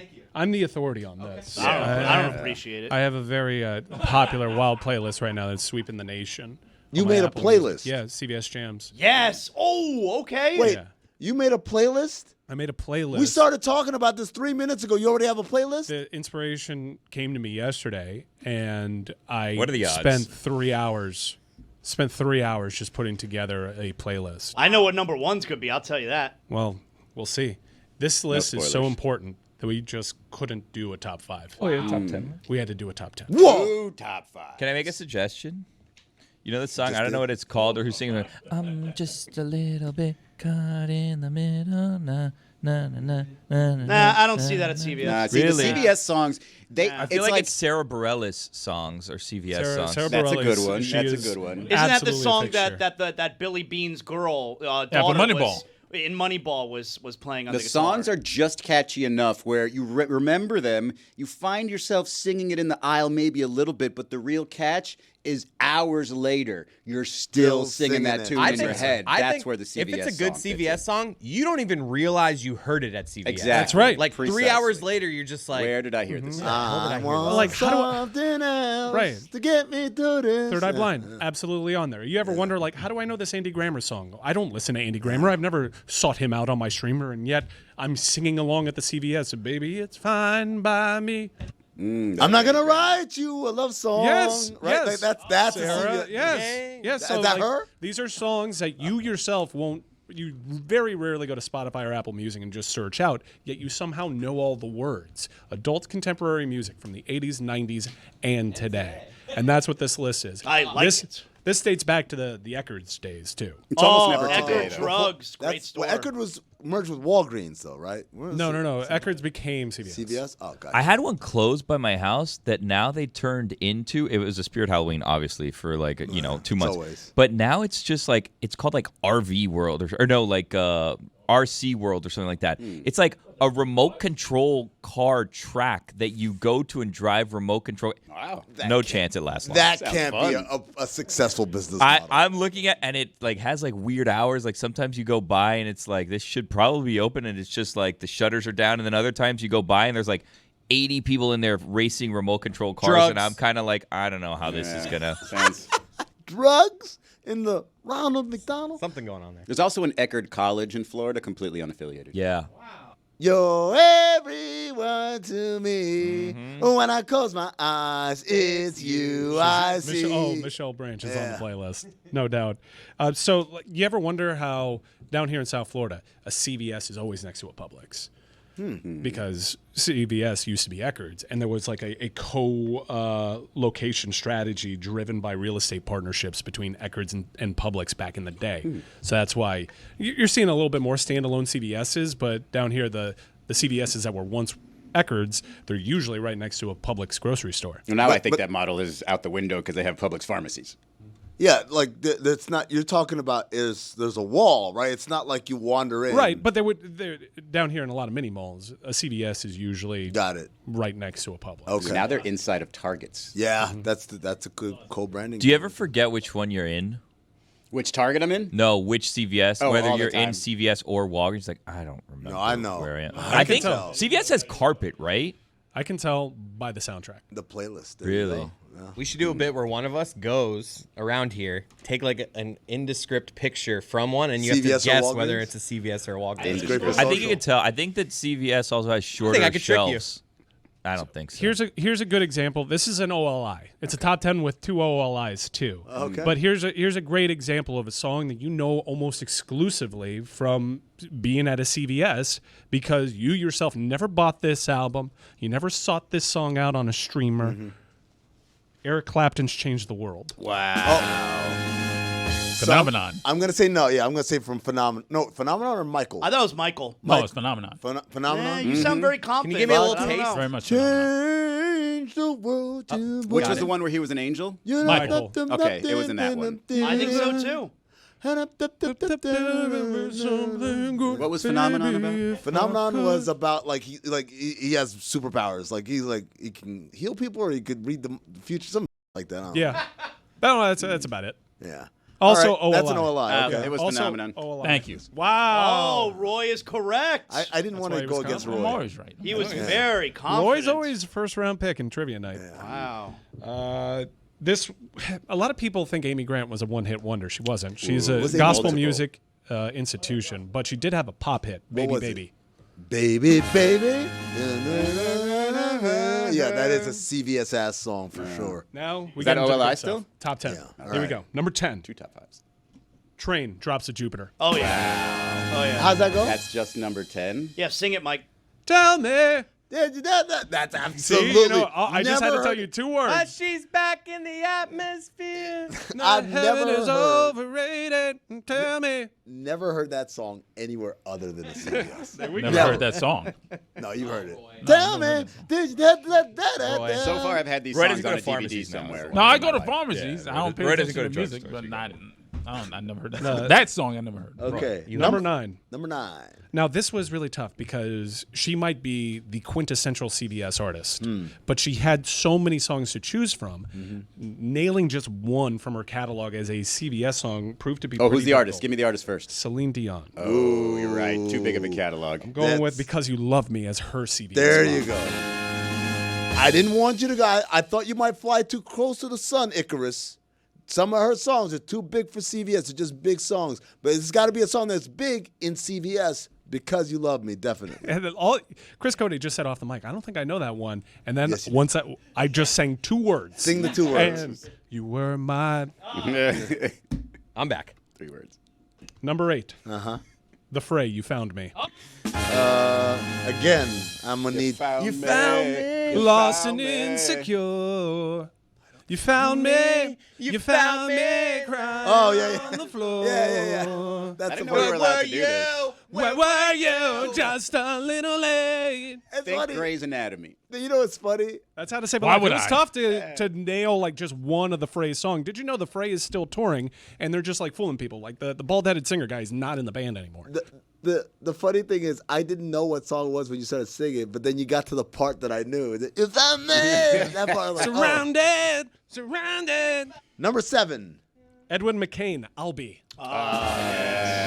So Edwin McCain is a guy I know strictly from I love the 90s, I love the 2000s. I don't know. Oh, I'm just I love not- those guys. Special place in my heart anytime I see Henry Rollins. Yep. Or Hal Oh, yeah. Sparks. Yep. Yes. I love. That's one of the greatest things ever in cable television history. Lonnie Michael Love. Ian- The I Love Michael series. Ian Black. Michael Ian Black, Lonnie Love. This would be top 3 for me, this one. But I don't. I'll be Almost my wedding song. Say it again. Sing it the again. greatest I'll be man of your life. your crying shoulder. I'll be love. Don't want to say that word because it could be triggering. I'm gonna say this. Edwin McCain, I know who you are. I don't know your song. Better when I'm older. I think you I would heard know that this song. one. One I think hit wonder, we're right? just not doing it. Yeah. Yet. I think you would know this one. You'll know it. Roy's nodding his head. Roy knows it, so. I By heard the it way, before. Roy, that's your jam? Roy No, it's knows. not my jam. I just heard it Knows before. Roy knows Drops of Jupiter. Okay, I'm not going to let him do that. He to does. us. He does. Now she's back from the atmosphere. Drops of Jupiter in her Take it away, Roy. hair. There's a lot Now, of what piano. in it. exactly is a Tell drop of me, Jupiter? did the wind sweep you Off off your your feet. feet? You're up, Roy. I got nothing on this. He did this with Blink 182 like a year Yeah, ago. he I didn't know never heard of Blink Blink 182. 182. Like, okay, and you're a I hot. He didn't- never I heard don't all listen the to that small music. things. It just I just don't not listen to that somebody- music. Okay. That's Plays not what every I'm- Panthers Yes, but game. you've gone You into do a a CBS. hockey show. You've gone, yeah. For you What's to that say, supposed to mean? I've been to hockey games at that arena for a good 20 years. All they did was play all the small All things. the small things. Come on, Roy. Take it away, Roy. You're pretending. Number 6. Number watch 6. hockey. Now, I actually got a targeted ad that for a T-shirt that said, "I can't stop thinking about how Save Tonight by Eagle Eye Cherry is always playing at CBS." That's just the T-shirt. It That's has the whole- that message and a picture of a CBS. Give me a And taste. it's true because Eagle Eye Cherry's Save Tonight right now in America. Anywhere, there's got to be a location where Save Tonight is playing. Tomorrow I'll be gone. Say tonight. Fight the break of Wow, it's amazing the parts that resonate. Because you guys say like 3 or 4 bars, I'm like, I don't know this song. I've heard of Eagle Eye Cherry. But then you get to that point, that tonight, it's right when I'm getting a vitamin water from the fridge. Tonight, like make a dawn. I'm like, oh, here we go. All right, boys. This Number top 5. This top 5. Now I'm Here we into go. it. These are bangers only. Come on. Number 5 is Vertical Horizon, Everything You Want. Wow. Yeah.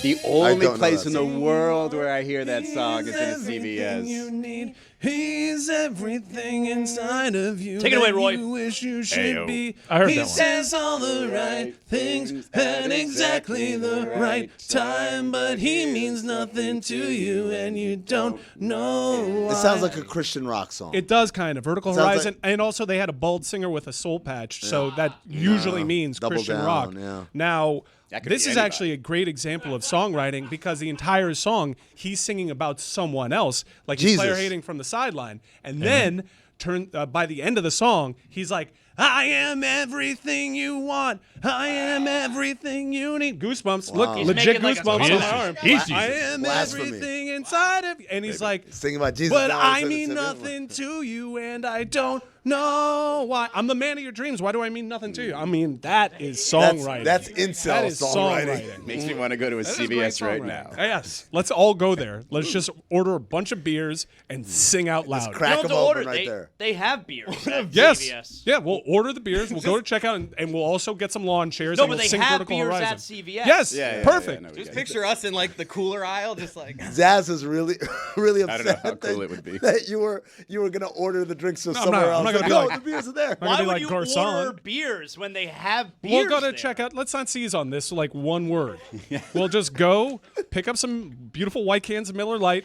Go to the checkout express No, and they- wait for yeah. the annoying thing where someone has to check our ID and then pick up some They lawn check chairs. your ID? and Do Do you have all a phone four. number with us? No, I'm not going to. No, I don't want to do that, and I don't want like the 4 foot long receipt. I'm so glad I've aged to the point where they don't even ask. They just walk up and just scan the Yeah. thing like beep. Like, all right, go I'm ahead. not here to get carded. I'm here to listen to Hoobah. 1/1/1980. That's what they put every single time.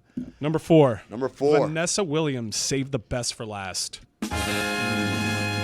You're going to have to hum some of that. Yeah, Roy, give me a little bit of Roy. Oh, okay. Sometimes the sun goes round. I don't know why I didn't go that far back. Down in June. Fresh Prince. That's an obvious one. I'm sorry. Okay, I'm Fresh Prince. He played a sports writer, right? Yep. Yeah. Had a baby in a limo.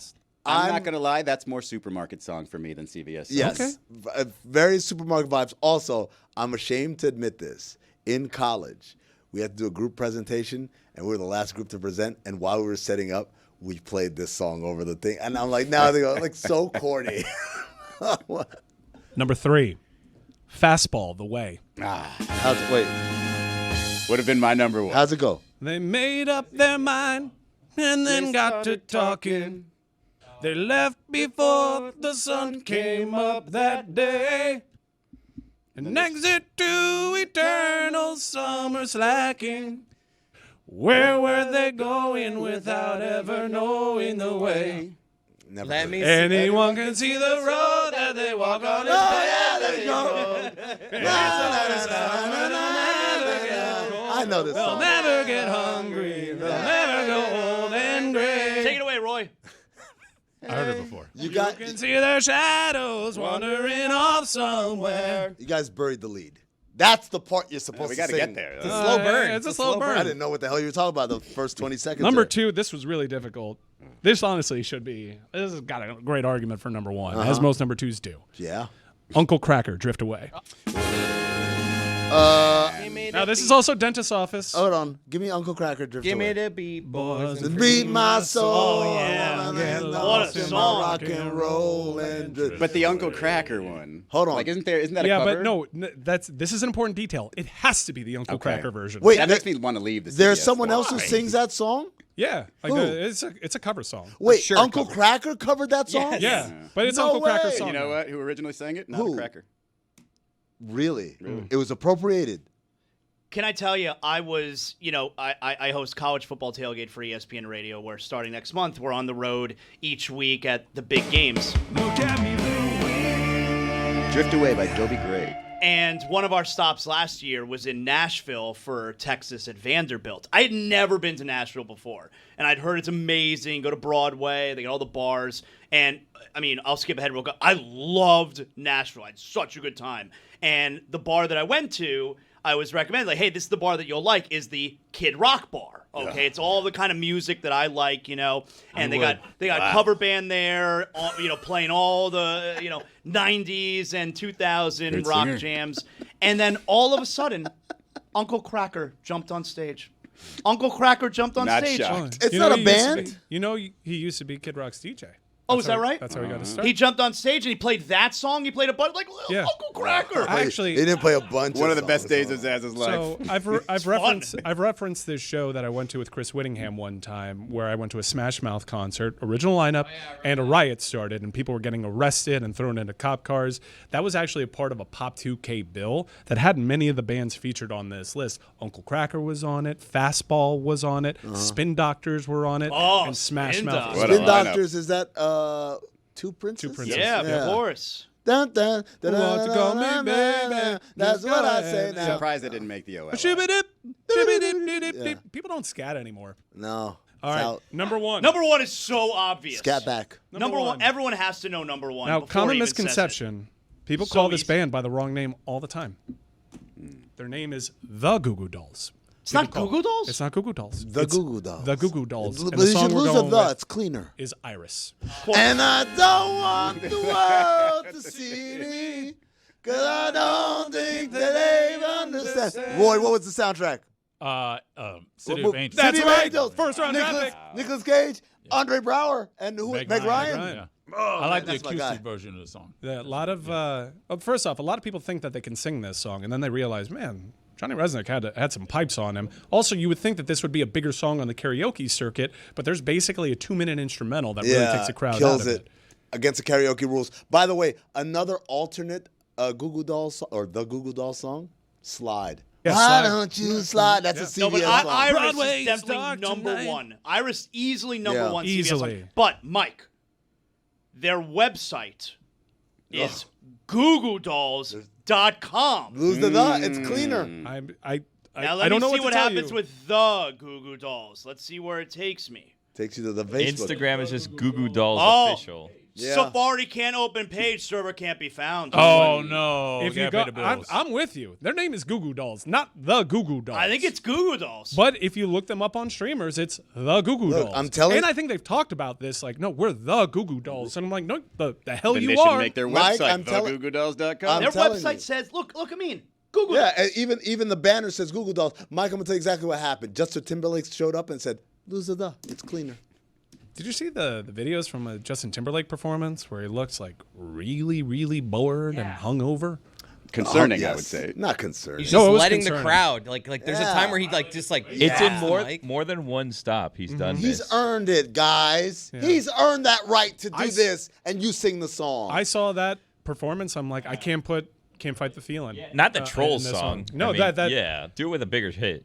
That one you can like you lose people. Let me tell you, he should be thanking his lucky stars. Max Martin came around and gave him that Trolls song. Otherwise, we'd be talking about how this dude fell the F off, continuing to insist he has to work with Timbaland. After Future Sex Love Sounds, my dude fell the f off. The only hits he has are those Troll songs. How close do you think we are to him being like, all right, it's time in sync?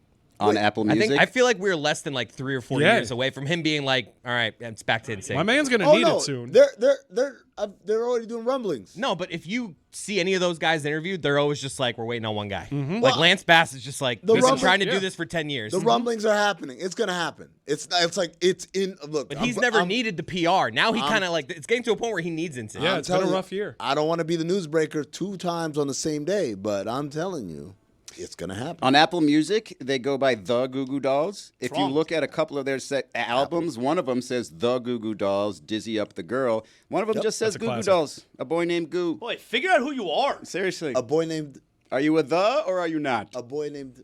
A boy named Goo. Just want you to know who I am.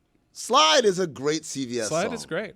Why don't It's also you like slide? a VH1 All-Star. Oh, Because yeah. remember, VH1 went softer rock. Yeah. Broadway is dark tonight. They had a lot of hits. Well, Goo a Goo Dolls. lot of symmetry, by the way. We started with a song about an angel, and we ended with a song from a movie about angels. No, it wasn't Angel. It was City of Phenomenon. Angels. No, yeah, but that was a weird That was Michael. subgenre of the '90s. Like it was like kind of, hey, we have to have 2 asteroid movies come out at the same time. We have to have 2 angel. No one movies remembers come out at the Deep same Impact.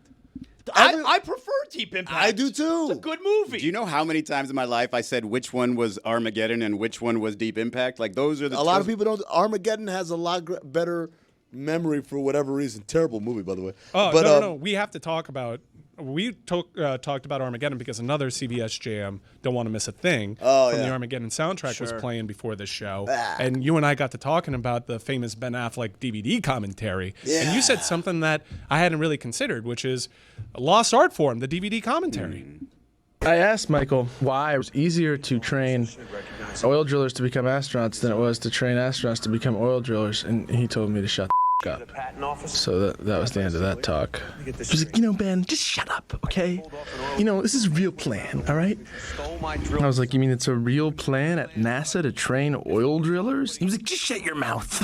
See, here's where we demonstrate that, because Bruce is going to tell the guys that they did a bad job of building the drill tank. He did it. See, he's a salt-of-the-earth guy, and the NASA nerdonauts don't understand his salt-of-the-earth ways, his rough-and-tumble ways. Yeah, that's right. Well, that's because your cans are all... Like, somehow they can build rocket ships, but they don't understand, like, what makes a good tranny. Yikes. What? The Michael I think it's a different type. The Michael he's talking about is Michael Bay, the director of the film. You don't think sending Steve Buscemi to save the world to space was a good idea? Well, they sent him to a strip club first. But that's happening while the movie's happening. So you're watching the movie, the dialogue is happening, and you just get a voiceover of somebody from DVD commentary. You would buy a DVD for the younger fans. Yeah, remember that now. All right, so the younger fans, the DVDs were this thing we used to watch. So you couldn't just download movies and stream them. You Can had I to tell buy you, something. I have a DVD player still hooked up to my main TV in my family room. Blu-ray's the future. I went to Laserdisc is the future. So pop the DVD in, and when it comes up, there's a menu. Menu number 1 is play the movie, of course. Number 2 is like play the trailer if you want to do that. Number 3 is bonus scenes, deleted scenes, and then number 4 would be Bloopers. DVD commentary. Well, that's in the bonus size deleted scenes. Yeah. And then you get to the DVD commentary. DVD commentary would be the same runtime as the movie, but instead of just watching the movie, you would hear different people. Sometimes they would do picture-in-picture where the guy's sitting there. So it would be stars of the movie, the director of the movie, sometimes the producer, and they would just give you insights and behind-the-scenes kind of info, almost like a VH1 pop-up video, which now I realize is not a great analogy because that also is an old thing that people don't remember. Either way, I watched so much like that. I would watch them. I remember watching Starsky and Hutch, and that was the first time I realized, there are scenes in here that are not rehearsed. They're like, this is just Will Ferrell going off on some improv tangent, and Owen Wilson and Ben Stiller are like, yeah, let's do it. And they just keep going. And so all of that came from watching DVD commentaries. And with the death of the DVD, we don't have the DVD commentary That's actually anymore. a great idea for streamers, for people to rewatch. Just rewatch it with the, the DVD, the bonus commentary. Alternate ending. I'll watch. That's right. They alternate used to have alternate endings too. Remember I Am Terminator Legend. 2? Like the hero from the first movie was actually in the movie originally? What? Michael Biehn, yeah. I Am Legend. Remember, there's a version where he doesn't die. That's right. Yeah, man. That we used to have these things, right? I tell you what, I would watch Happy Gilmore 2 with DVD commentary on it. But you haven't even watched the original yet. I've watched Happy No, Gilmore. but Happy Gilmore 2, you haven't watched the original Happy Gilmore 2 yet. You just want to watch Happy Gilmore for the first time with commentary? Yeah. Why not? Because I want to know how little they gave a shit when making it. Can I tell you one of my pet peeves with movies now is specifically with documentaries. And I feel like this is new. Somebody correct me if I'm wrong. Why do they feel like they have to give you an entire preview of the documentary in the first minute of the damn documentary? Get to the movie. I don't need spoiler alerts. If I wanted to watch, first of all, it's a documentary. If you're turning on a documentary about a subject, it's because you want to learn more about that subject. You kind of know what the damn movie's about, right? Izzy, you're my buddy. I gotta hard disagree with you. On I just don't like. I'm with Izzy because Just every give- doc I can does play it. a trailer If if every I want to third have doc, that. if every third doc did it, I'd be like, okay, this Do you is know why they so do that? predictable. It's Do you so know- rinse repeat. Do you I'm know not going to why? like the reason. Yeah, the reason is because studies show people are more willing to sit there and watch when they see something interesting, and they'll wait for that interesting moment to happen later in the documentary than it is for them to be surprised by it Do later. you know how many quality documentaries you just start with one nugget, just one little detail, and you've got me hooked? It doesn't have to be the entire story. It's like watching the trailer for a movie at the beginning of the movie. I don't want to know that because I'm probably going to get some spoilers that maybe I forgot if I'd seen the trailer already. It drives me up a wall. Like, I just fast forward through the first 5 minutes of a doc usually. I don't know why everybody got together and decided they needed to do this.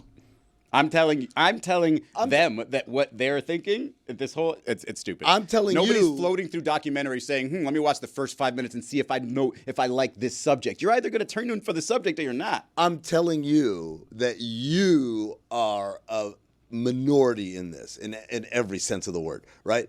They have the metrics, particularly Netflix. They know what makes people turn off. Netflix has it down to a science where it's like, hey, you got to have something happen within some amount of minutes of episode 1 for someone to Give want me to stick their way that through. in the thing that just plays when you have it on in the background. Nah, Don't man. give it to me at the beginning of the movie. I've already decided to watch the movie. I don't need spoilers. Why you don't don't need spoilers. These dumbasses that watch this shit, these are the same people You think who they will would watch want the same things in an actual movie? Hey, like, let me see what the end, tease That's the what end a for me at the trailer be- is. But that's not why I turned on the movie, not to watch the trailer. I already saw the trailer. How many movies start with, I guess you're wondering how I ended up here, right? Like, it's like, oh, the world's ended, and the guy's like out of breath and all dusty That and is stuff. setting the premise. It is not giving away spoilers for the It entire gave away movie. that the world ended, and this guy's all beaten up and stuff. So many, and they do it poorly. Like, they give you information you just shouldn't know. It's like 2 or 3 episodes in or an hour into it. I hate it.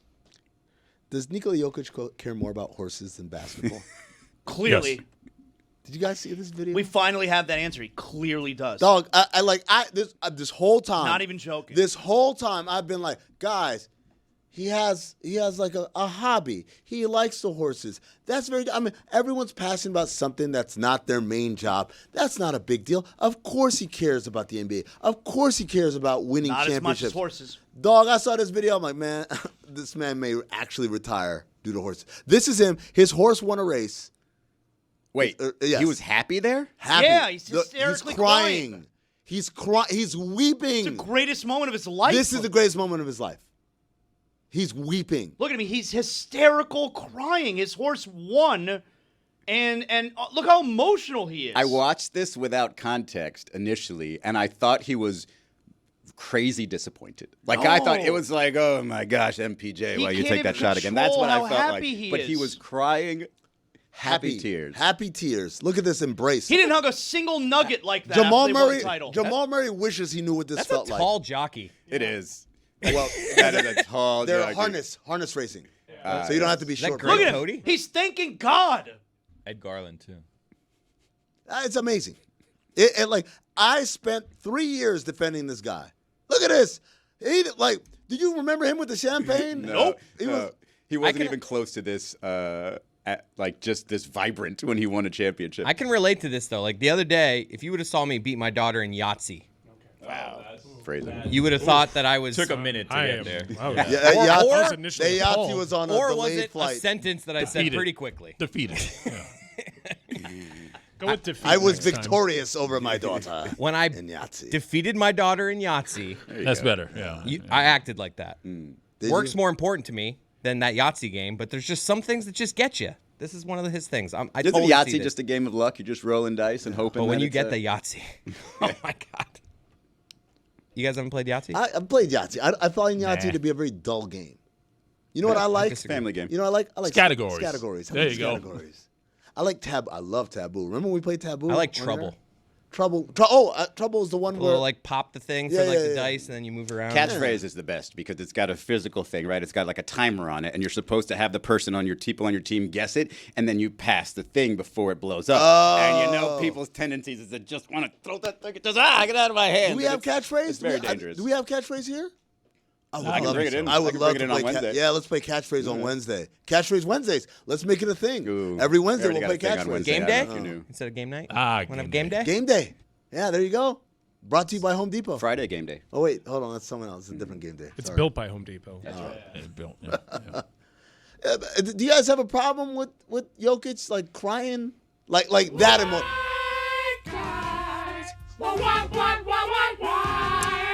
It's the difference between being proud of yourself and being proud for, I guess, another species. Well, are you saying to me like if he were a coach? I'm saying to you, it's kind of his version of a kid. Like, you know, he's raising a kid. He's so proud of his kid, and the kid just won a race. This is something he got to choose. I feel like basketball chose Jokic. It's funny. I read the biography about him, and it was like it's almost exactly this. It's like they had, in order to get him to practice, they had to have the practice like right by a horse stable. Like it's the craziest in the world, man. I don't think there's no problem with him caring more about or being more emotional about his horse winning as opposed to winning the title in the NBA. I think all this does is it just confirms what we all were guessing or joking about. He clearly cares more about other things than the NBA. That's wild. Like he's like a baby, like crying, like staring up at the sky. He was That's emotionless incredible. after they won the NBA title. And it's not even like Game 5 where they won the title as a blowout, so we got to like enjoy it throughout the game. No, that game came down to the final minute. Yeah. It was a very close game. Jordan had golf, right? Like that would be his equivalent to this. I think his was just winning. Yeah. Like his. Maybe But I bet gambling. we could find him celebrating a golf win Dude. where you're like, whoa. He was celebrating throwing a quarter against the wall, and man, like the guy was Gambler? Yeah, like that's what Maybe his that thing was his real passion outside of basketball. No, I mean, there's nothing to get any more emotional than him winning after his father died. Like, there is no card game or dice game that's going to make him that emotional. What's LeBron's we side didn't- passion? Like, We didn't see him in Vegas after that championship, so like, whatever that looked like. is LeBron's like movies being like a Hollywood guy? I'm just trying to find like other great stars. Jam? Do they have other passions? I want to talk about a LeBron passion on the other side of this break, which is suing people for the dumbest of reasons. You don't want to miss this right here on the Dan Le Batard Show. All right, because I'm a radio professional, I pay off my teases. See how that works? In the last hour, I talked about LeBron perhaps suing somebody. Here it is. So, LeBron James' attorneys apparently sent a cease and desist letter to the developers of a popular AI service that created videos and images of famous NBA stars in bizarre situations, including one of James lying on a couch clutching a pregnant belly. This is from Futurism.com. How'd they know it was fake? Exactly. Jason Stacks, he's the owner of AI platform FlickUp, confirmed that he'd received a letter from James' lawyers. As he said in an Instagram Reels video, quote, "I'm so This is a letter from one of the biggest NBA players of all time. 2 months ago, I launched a YouTube of AI video. It was a fun idea to help creators make some more money, but then people started noticing, like this guy. Yeah, the LeBron James. And he wasn't happy because I got the cease and desist from his team." Yo, it's 11:06 a.m. right now. This Deion Sanders press conference is what I should be watching right now. If everyone was on the Lord's time zone. Unfortunately, you got another couple hours to wait.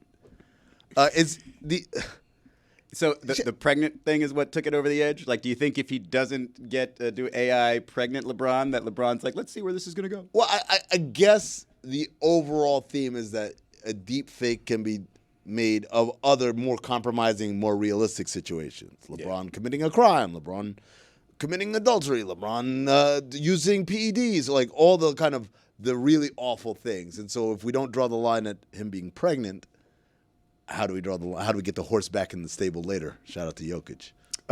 That's a great question. I'm wondering how much the pregnancy one really was the tipping point. Like, what's the one that really made him think about, oh, wow, they could do anything I'm now. just waiting with bated breath right now for the lower third on First Take to say LeTigious.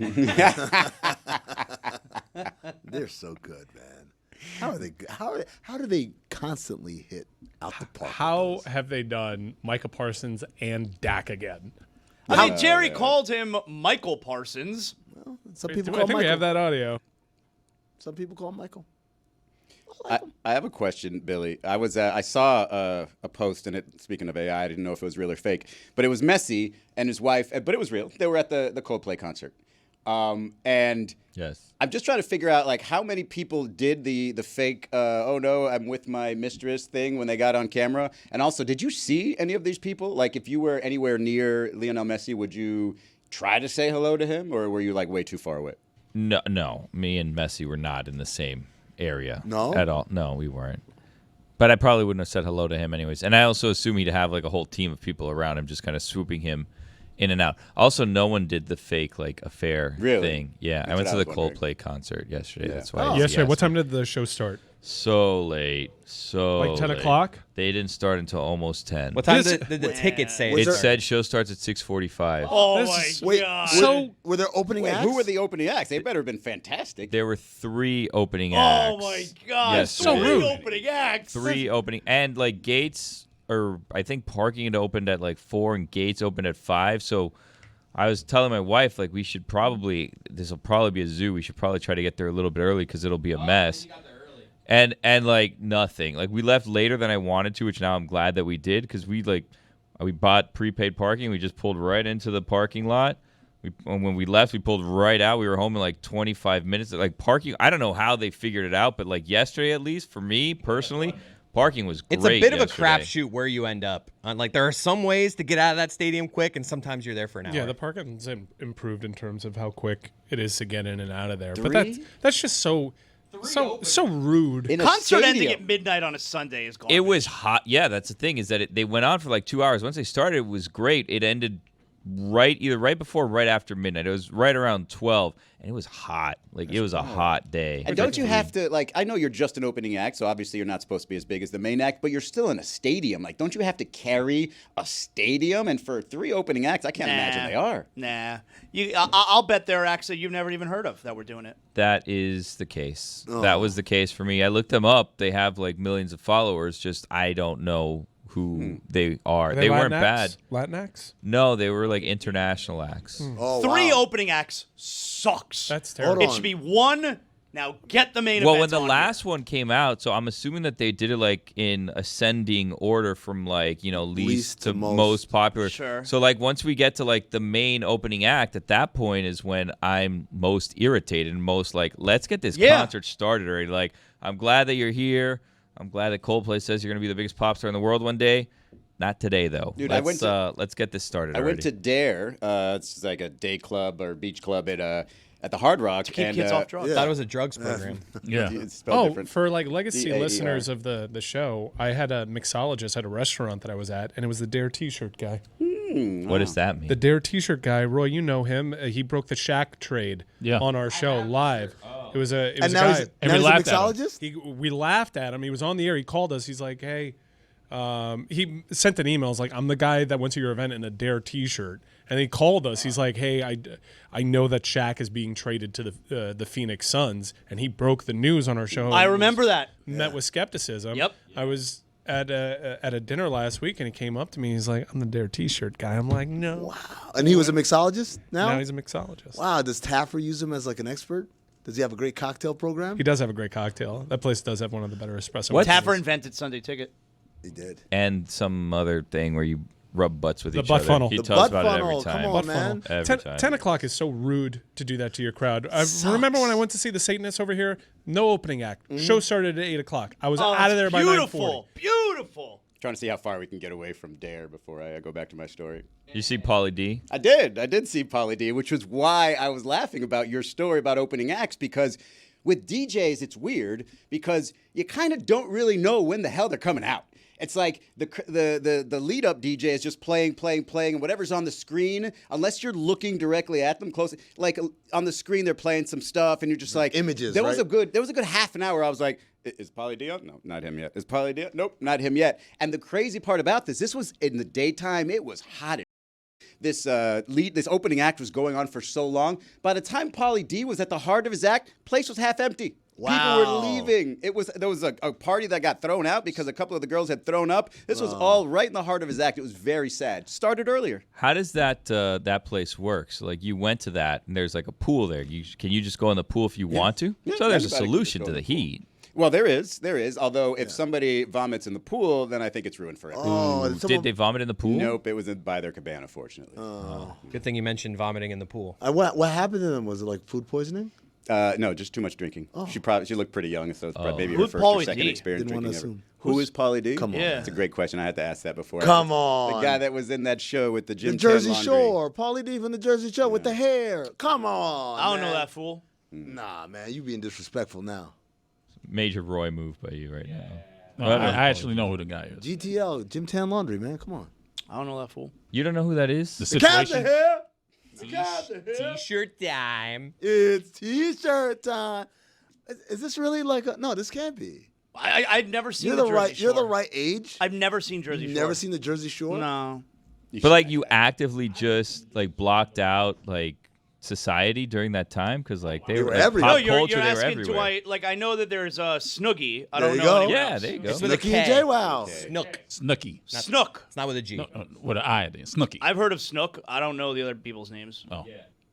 The situation? situation? Come on, man. You know the situation. Yeah, I know who that is. Vinny? Everyone knows Vinny's Nope. my favorite. Vinny's. I don't know that fool either. They all have very nice teeth. I wonder what's going on. Good dental hygiene. Brush twice, floss, mouthwash. I think it just looks Water better break? because it contrasts There the they tan are. skin. Come on. You don't recognize any of these people right here? Yeah, An old I know photo. Snooky. Okay. Ronnie and Sammy would never be standing next to each other. Oh, right now. yeah. Which one's Snooki, the shortest one? The Yes. short one, yeah. Yeah. The meatball. Yeah. The one meatball. But I don't know any of these other fools. Wow, man. You know JWoww? JWoww, come on, man. I always thought I could be That's her friends. name? I could be friends with Vinny, I always thought. Vinny, that's what I said. Vinny's the coolest one, man. He's like the most normal one. Everyone else is kind of like a cartoon character. In your defense, Az, I've never seen an episode of the show, but I knew the people. Nah. Oh, come on, man. I don't understand. All of a sudden, one of the biggest shows, biggest pop culture things of our time, no one is familiar with it. where Now were- there's a contest of who watched less, who knows less about it. It's so weird. Billy, I wanted to ask you something Yeah. that you brought up earlier, which is people here at this office. We have like a little rivalry going on. Yeah, people here are jealous of everything and everyone. Yeah. Most notably Pablo recently Yes. because he's been on a hot streak. Really? Yeah, Yeah. people here do not like Pablo. I heard the kind of the snide remarks when I was doing my own like investigation news breaking. And I was like, "What's happening here?" And apparently goes deeper than just me trying to get out of my lane and be a journalist for a change. It centers around the hatred, the deep hatred for Pablo and everything they do up there. Everything, on air, off air, just general disdain for Off air. Pablo and the New York office, it seems. What's the off-air stuff? The latest is that Pablo's his show apparently is a softball team, and everyone here was very jealous of the fact that they go out and play softball together during the week. And then everyone here was talking about how they'd be better at softball and how this would be a better softball team. When you say Efforts have already begun. We're starting a softball team. See, I mean, Who's in? But I need people. who's- We wait, need I'm in. people. I got you. hold on, who's All right, we got Zaz. We got Roy. Zaz played with Mike Lowell. Yep, know. he was my double play teammate. We played with Zaz at the media game, I remember. Yep. I hit a home run. did I you don't remember that part. Sure did. play Got it on different video. sport? Don't doubt me. send Has the to be video? softball, huh? Send the video. Okay. No, do it now. I mean, we're in the middle of a show You gotta- here. No, what do you got? Go get it. All right. an ensemble. Search for it. Send it. You gonna say you did this thing. On an old phone. But where's he going to get that? Like, where's he going to He go said and I got find the that? video. I think I have it saved. Okay, I hit a cool. home run. I'm not gonna save it. Yeah. I mean, I guess it's the only time you've done anything notable. Oh, come on. So anyways, everyone here thinks that they want to be on a softball team. The funny thing is no one here has ever talked to each other and said, you know what, we should play softball together. Right. Until they saw Pablo has a team where they play softball together. Like, we need a softball. We should play together on a team. It's been mentioned before. Lewis has talked about it for a while. And then do we play against them? No, I mean, you'd have to fly to go up there. They'd have to fly, come down here. If right? we make a team, that game will happen You eventually. have to. You have to. You have to. So who you are we can't playing? make a team in response to them having a team and then never have the two teams meet. I heard they got some ringers, though. Do they? Yeah. What does that mean? Like people that CC aren't affiliated Sabathia. with the show. Like who? It's just like people they bring in. It's like Name CC names. They have a Sabathia was former a guest once. Name and now names. he's- college softball Jenny playing Finch. shortstop. They have their Oh. shortstop is a former Jessica college Mendoza. softball player. I don't know who it is, but Name it's not her. names. She was on my team too. Ramona Softball. Shelburne.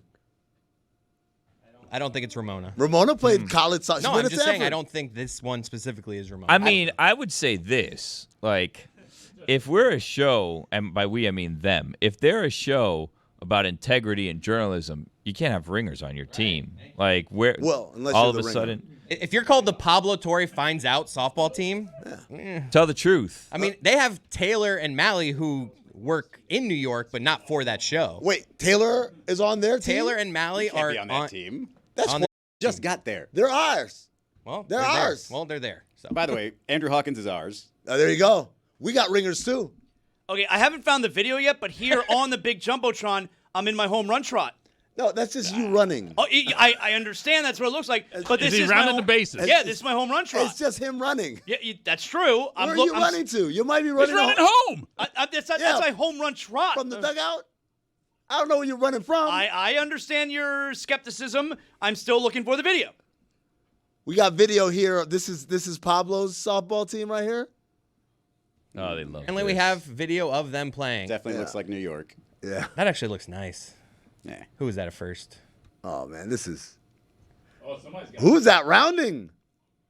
Got showing up those strides. Now I don't want to. I don't want to be a softball team, but I will do kickball. Can we do kickball? Kickball to me is just They're fascinating. apparently playing a team from Forbes. No. So it's a pretentious league. Oh my god. We would rock them. Now I'm back, Billy. Now Someone I'm has a back on. ponytail on Pablo's team. Who's that? Who's ponytail over there? It's Pablo. No, that's not Pablo. You never seen the back of Pablo's head? That would be funny. It's like a John Clayton thing. I'm dead serious. Are you guys for real? You don't know about Pablo's ponytail? No.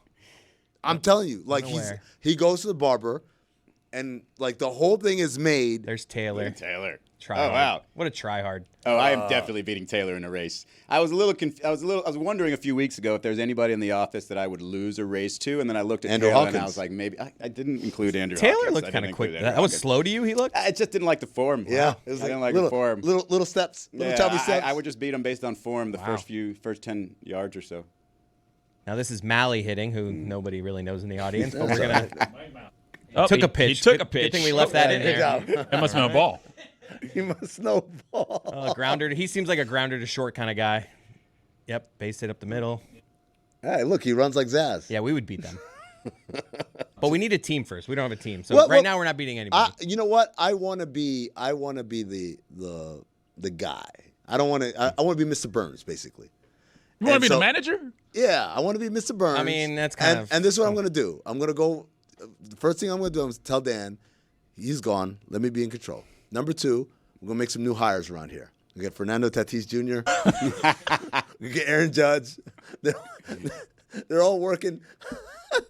Hey, yo, and then you got. Oh my God! Then you got like Mike Trout. He's actually in the video in the control room. He's like he doesn't want to do baseball. He just wants to do video. Shadowing Danny B. Yeah. You know who's not in charge of personnel? Samson. Jesus Christ. That's the last place I want him in charge of. The company softball team, the literal last place. Exactly. Get out of here. Unbelievable. Cody's our cleanup hitter, though, right? I'm not really a cleanup guy. I'm definitely one of our better players, but I don't know. I have to see who I have before I. Do we have a pitcher? Jeremy is in the running to be that's that. Right. But yeah. Oh, that's right. Did you guys see he posted his Yes. stats? Not Okay. just- Juju, put it on the poll. Is it sad when you post your high school stats as an adult? I mean, I was just like, I got what he was trying to say, but I'm like, but these are your high school stats. If man. that's the peak of it, it's not a good look. If you went on to do other things, then it's kind of cute just to like, oh, this is what I also did. But if that's the peak of it and you're in your 30s and you're posting it, sad. Which is worse, Jeremy's musings about his high school career or Tony talking about playing against Tim Hardaway Jr.? There's an arrogance that Tony carries that I don't know if it helps him or hurts him here. There's a lot of people in their time, because I know two of them, and I don't know anybody else that went to that high school or anything, but my Anthony, and this Anthony have both apparently played back in the day against Tim Hardaway Jr. and felt really good about themselves as a result, because apparently Timmy sucked back in the day. That's all I'm saying. Anthony's brother-in-law- 5'5", and he apparently held his own against My him. brother-in-law dominated Tim Now Hardaway there's Jr. three at the people Boys in and my Girls life. Club. This guy he has made done him a lot cry. Yo! He made him cry. Frank Hay told him he's not good enough to play in the ACC. Really? Yeah. That's why he ended up in Michigan? Yep. Yeah. He has done so much for the confidence of a bunch of South Floridians just by being bad when he was in high school. I think he got the last laugh. Yeah, for sure. Nice little career. I don't know. Still in the league. Tony's still working. Tony will find an angle somehow. It'll be like, not so fast, my friend. But the idea of your high school. I mean, I don't even remember. Maybe it's because I'm old now that I think about it. I barely remember high school. I don't remember people's names anymore. People I went to school with. It used to be you remember first and last names, and you remember exactly everything about them, and now you can't remember anything. Actually, 2025 would be my 30-year anniversary. Song lyrics are starting to go for me. Song lyrics are done, dude. Yeah. Cooked. If at first it was I can't learn lyrics to new songs, then it became I can't remember the lyrics to songs I know all my life. That's my favorite thing is like putting on an old like hip hop song that I'd learned the lyrics to a long time ago, and I was like, ooh, do I still have this one? Do I still have this one? And it takes like maybe 2 or 3 repetitions, and I got it. I got to tell you, I'm very relieved. It's not the only. I'm not the only one. Forgetting lyrics? That you guys are also forgetting the lyrics. Oh man, I'm 85% of my brain is song lyrics, so eventually some are going to exit at some point. But it's one of my, like I said, it's my favorite things to do is just memorize song lyrics and then just go full bore in the car all by yourself. And I have no tinted windows, so I don't care. Top 5 favorite things? Honestly, my family was out of town this weekend. I took the opportunity to put on a show in my shower. I was hitting the high notes. You feel like that's an open house activity? Apple Music has a setting where you can read the lyrics and you essentially have karaoke mode. I love that. I was in there. Are we talking like Bluetooth speaker in the bathroom? No. Like I have a little cubby that makes a sound, like the red solo trick. There you so go. like it's a little cubby inside the shower that makes the sound booming. So I'm in there. And, I got a JDL flip in my bathroom. bathroom. If nobody's home and you're doing it by yourself, giggity. Then you do want the Bluetooth speaker because you want the shower sound to be just you. You want to assess your voice in as much as possible. Do you start the song like in front of the mirror out of the shower and then you make your way into the shower? I have a Sonos system and it's just there's like a weird latency. I'm not crazy about the app. And plus, if I'm going karaoke mode and I want to see the lyrics, I'm like, no, I wasn't happy with my performance there, and I want to redo that. Because like I said, this is how I know Iris is a very difficult song to perform.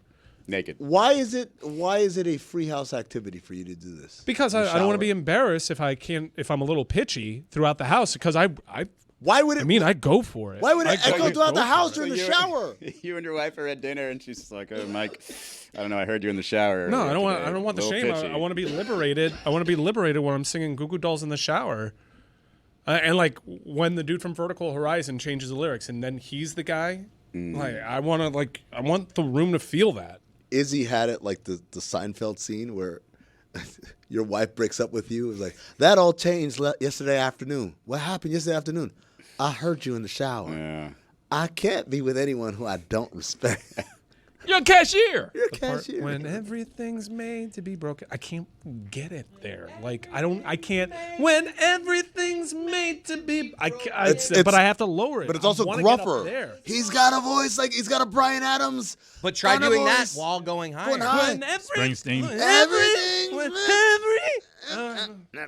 Are you the type, because I am, that even doesn't really go for it all the time when you're by yourself because you're a little embarrassed for yourself if you can't hit it? I apologized to the fake crowd that was there. I said, I'm sorry. I really wish I could perform for you to the level that you're used to. I'm going to need you to help me out here. When he nails it, he gives like a Jeremy fist bump. When you can't do it, you just got to do the Timberlake and hold the mic out to the crowd. Yeah, I like that. Sing it! When I'm doing the karaoke thing, sometimes I'll pull the fake mic away from my mouth when I hit the really high lyrics. So like, you can't really make it, and the crowd is helping me. I've also decided I'm going background singers next time.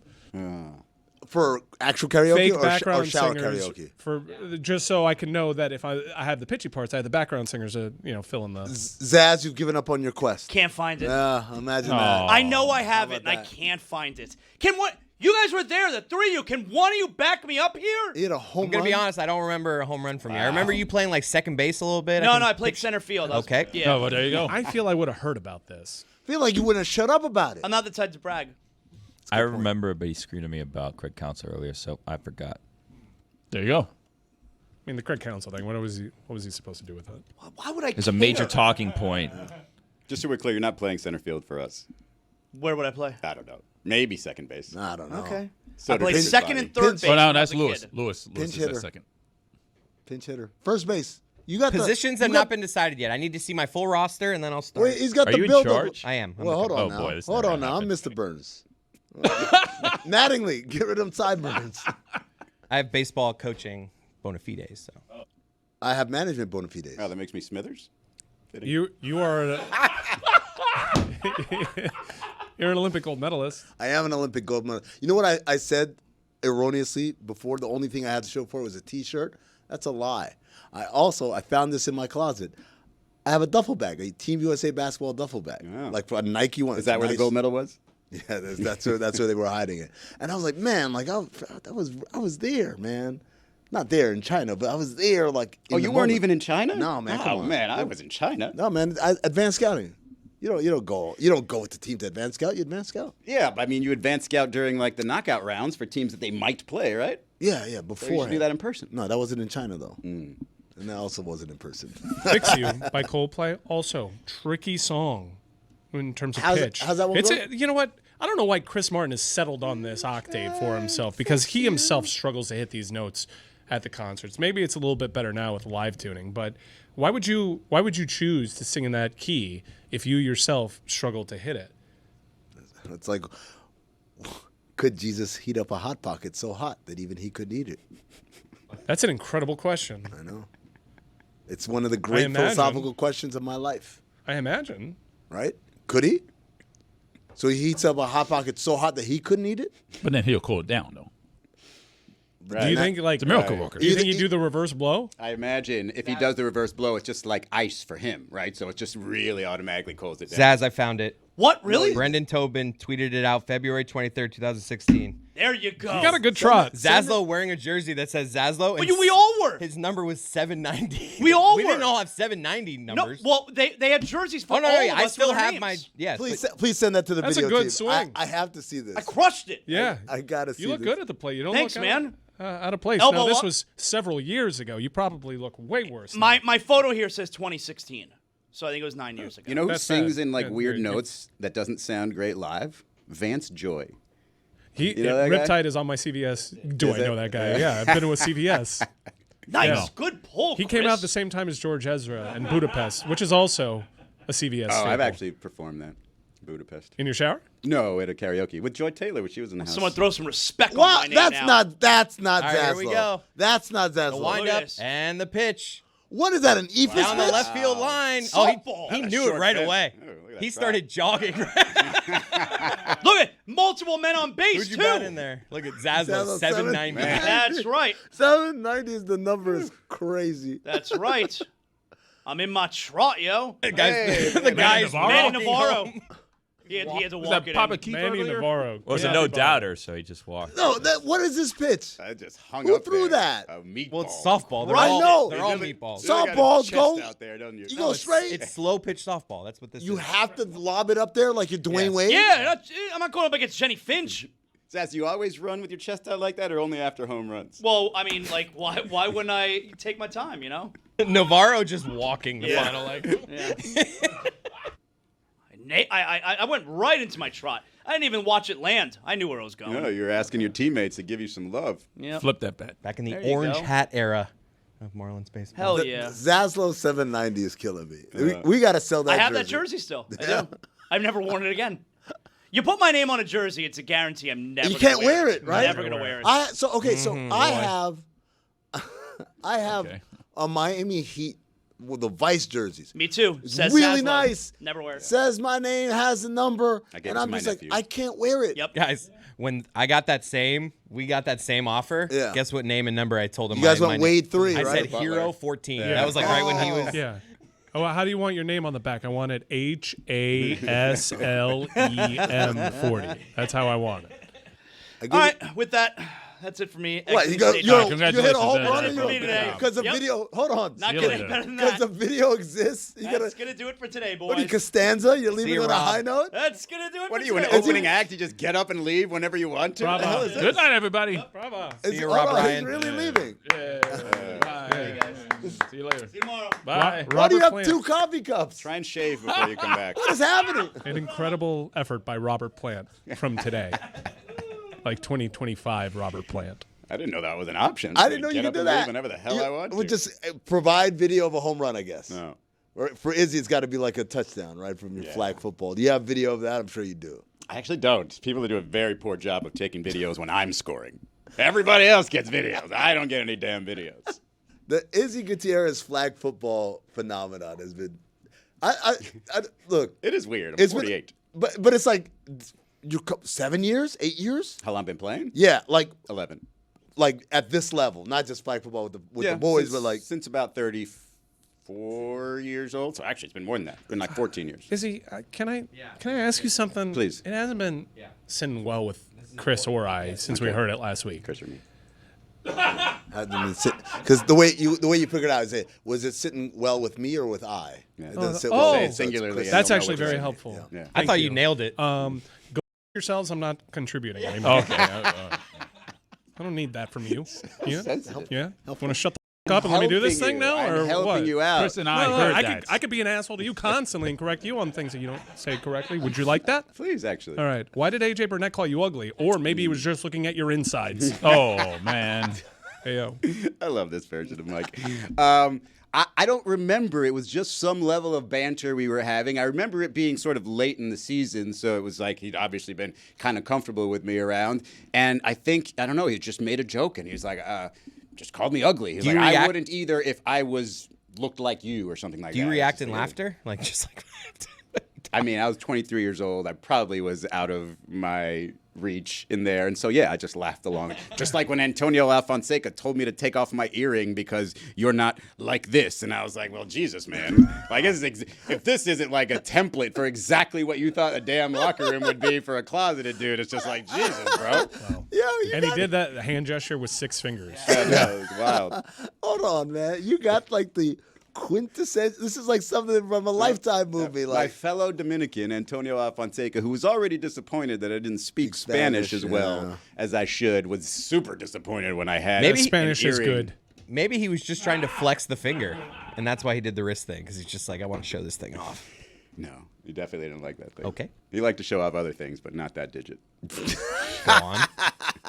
Just you're an attractive man. Now, in AJ Burnett's defense, I don't know what you looked like in 2003. Yeah, a little ugly. You've had a glow up. Yeah. Although the hair is giving you problems. It's really a problem, man. Yeah. It's so. I mean, I say this like it's going to sound like a bragging situation, but apparently, I've never been on live television before. Apparently, everybody wants this hair color that I have. Like, which is it's funny when I see old pictures of Izzy and I'm like, oh, it was darker, but it was still always gray. I've always known you with gray hair. Yeah. I don't know of a version of you that had all black hair. It's been coming in pretty solidly gray for about the last 15 years. But it does look like you've dyed it this color. Right. Well, that's what I guess. Right. That's what people seem to assume. Because it's a compliment on some level, like because you don't look old enough to have a head full of gray hair. Sure, that's right. So. And because it is trendy to get this hair color, Cisco. So oftentimes it's women just flat out asking me. It's like, hey, who does your hair? Da, da. I was like, nobody. In fact, my barber asked me one time who colors my hair. I was like, you're the only one who touches my head. What are you talking about, man? And so the other day at this dare party thing, beach party or pool party, I was in the pool. My friends had left for a second. And somebody sort of just approaches me and starts asking me, oh, you have to tell me how you do your hair. And I'm just like, sorry, but I don't actually do anything to my hair. It's all natural. And he just wouldn't believe me, so he kept asking. But then he just kept talking, and I realized, oh, that was just his on-ramp. He's hitting on you. This dude is absolutely just hitting on me. And then, like, we introduced a name. I told him my name, and I guess he was a little drunk because he thought that me telling him that my name was Israel decided that we needed to talk about the Israel-Palestine situation. And I'm like, no, buddy. I don't want to talk about that. I just said Israel was my name. And he was like, oh, okay. And then I forget where he went from there. Then I was just like doing the polite sort of float away thing and just sort of let him talk to himself. But like, it's the best thing you could do to somebody is go up to them and compliment them, right? You got it. But it's just too many, Mike. You understand this. It's just too many conversations. It's too many conversations. I don't need it all the time. Izzy, you have very nice teeth today. Totally natural. Look at it.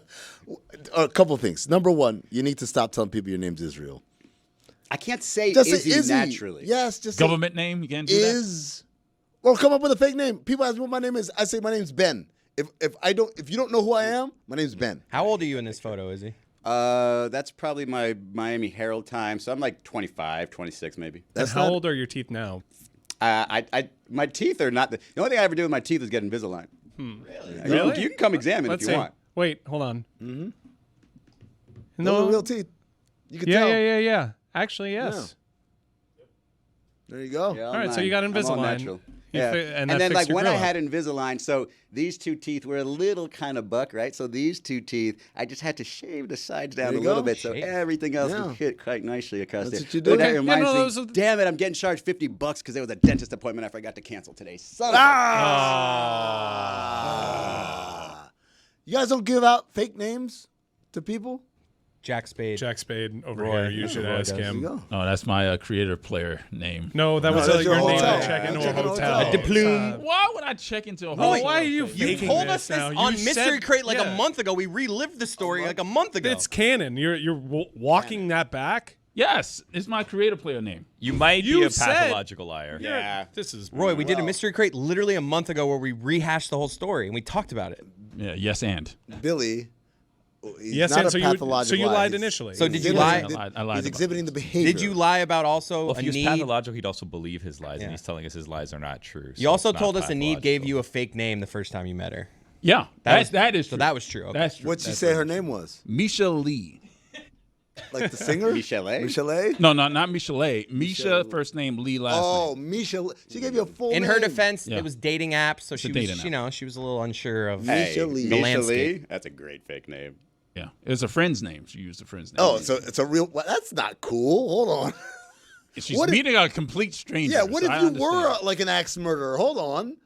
And now, Let me you, find you. Would it have made a difference? I find your friend. Like now they search for you and they find Accidentally murdered another Misha Lee and happens to be your best friend. Yeah. The Terminator? Did you like ever? How Sarah long into this relationship did it take before you met Misha Lee? I don't know. A year? No, Did this is in Misha know Chicago. this was going on? I assume that she did not know. Is any of this true? Yes, this is all true. the first time Anid introduced Roy to Misha Lee, she used a fake name for Misha not to throw off the cover. She said, "This is my this- friend Anid." Yes. and the daisy chain continues. Speaking of Tim Hardaway Jr., Tim Hardaway Sr.'s fake name at a hotel used to be Speedy Gonzalez. Really? Yeah. Yep, until that got out. Then I feel like that would draw more attention. Yeah. I'd be like, he's here. Ron Mexico. Ron Mexico. That's got to be the greatest fake name ever. Izzy, while searching for old photos of you, I found here that Men's Journal did the ESPN reporter that's as shredded as the pros. Yeah, that's Cover oh, story. Is that a? Is that the railroad? Is that a? Oh, is that the railroad did one? Izzy 'Cause do it? I'm seeing a picture of you that's Wait, not on the railroad. you tell me- Railroad ones where Dan exposed those when I was on the show with him one time. And then Men's Fitness got a hold, I think, of maybe that image and then started asking me a bunch of Wait, questions. how did Dan get access to the images? So I was doing a show with him, and the person who shot them for me was sending me back the final versions of whether or not just the ones from his camera, and happened to be looking through them while I was doing the show. And I think, that's when Mike had me take my shirt off and asked me how I got my nipples to be so small. You had a David Sampson Yeah, level. because you were fat growing up, and it doesn't make any sense. It didn't me in. Yeah, my nipples were small the whole time. That's crazy. I know. You were fat growing up? You don't know this story? Come on. It's the Izzy origin story. You got good nips, man. Thanks. I'm proud of my nips. I was proud of my nips and my nose are two of my favorite parts. But that was like 2016. That was 9 years ago. But there you go. Look at his hair. How do you Yeah, get it is the getting I saw a different photo though, the one of you standing. how do you get the abs Whoa. to like bulge Oh, out? he's got jeans on. All right. That's a great question, man. It was just Baby a lot oil. of freaking work. And Baby Is not that a lot of diet? Because I carbs. mean, Baby I oil. work the abs, and I it's just It's Mike, this is not a thing. 99% diet. no. Like he's got the bulging, and he's got like the Healthy the amounts of little, baby like, oil. Paul Rudd's an Ant-Man thing. I'm like, how did Paul Rudd get that? Izzy and I wanna shared a get that. trainer for a few. Shredding for the wedding. Oh, man, I remember that. I went to him like 4 times and I was like, I gonna hate say, this. at the time. What?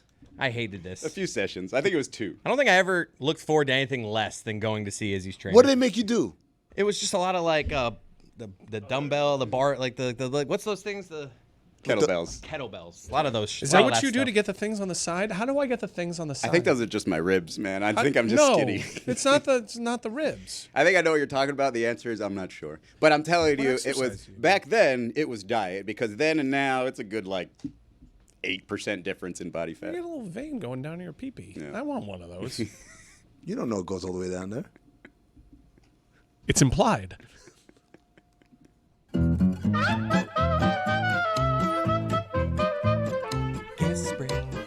Against the spread. Against the spread. Against the spread is presented by DraftKings. DraftKings, the crown is yours. I didn't know we updated the Against the Spread music. What is this? Five-O puts down a parlay? Against the spread.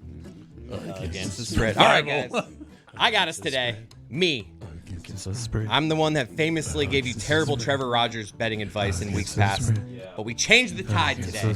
Does the tide change or does it rise? We rise the tide today. Marlins. Is it rise or raise? Who knows except those two in that studio over there. It's me raise the tide, Chris. We raise the tide. Marlins staying hot, -1.5. The Marlins are playing in St. Louis. Edward Cabrera on the mound. -1.5 plus 160. You get it. Against the spread. Against the spread. Against the spread. Back to you, Amin. Okay. There it is. Against the spread. New music. I like that. It's good music. Come on, that's better. 5-0 puts down a parlay. I thought that was a good joke. I don't know. Juju. What's up, man? Happening? Speaking of fight for put down a parlay, shouts out to everybody who's locked in Thursday, Sunday. You feel me? Only on DraftKings. There it is. Start a streak. That's how a streak starts. Thursday Thunder. Juju, before we get to the polls and to the reviews and everything, Zazzle left, but before he left, he made a proclamation that we should have one universal time zone for the entire world.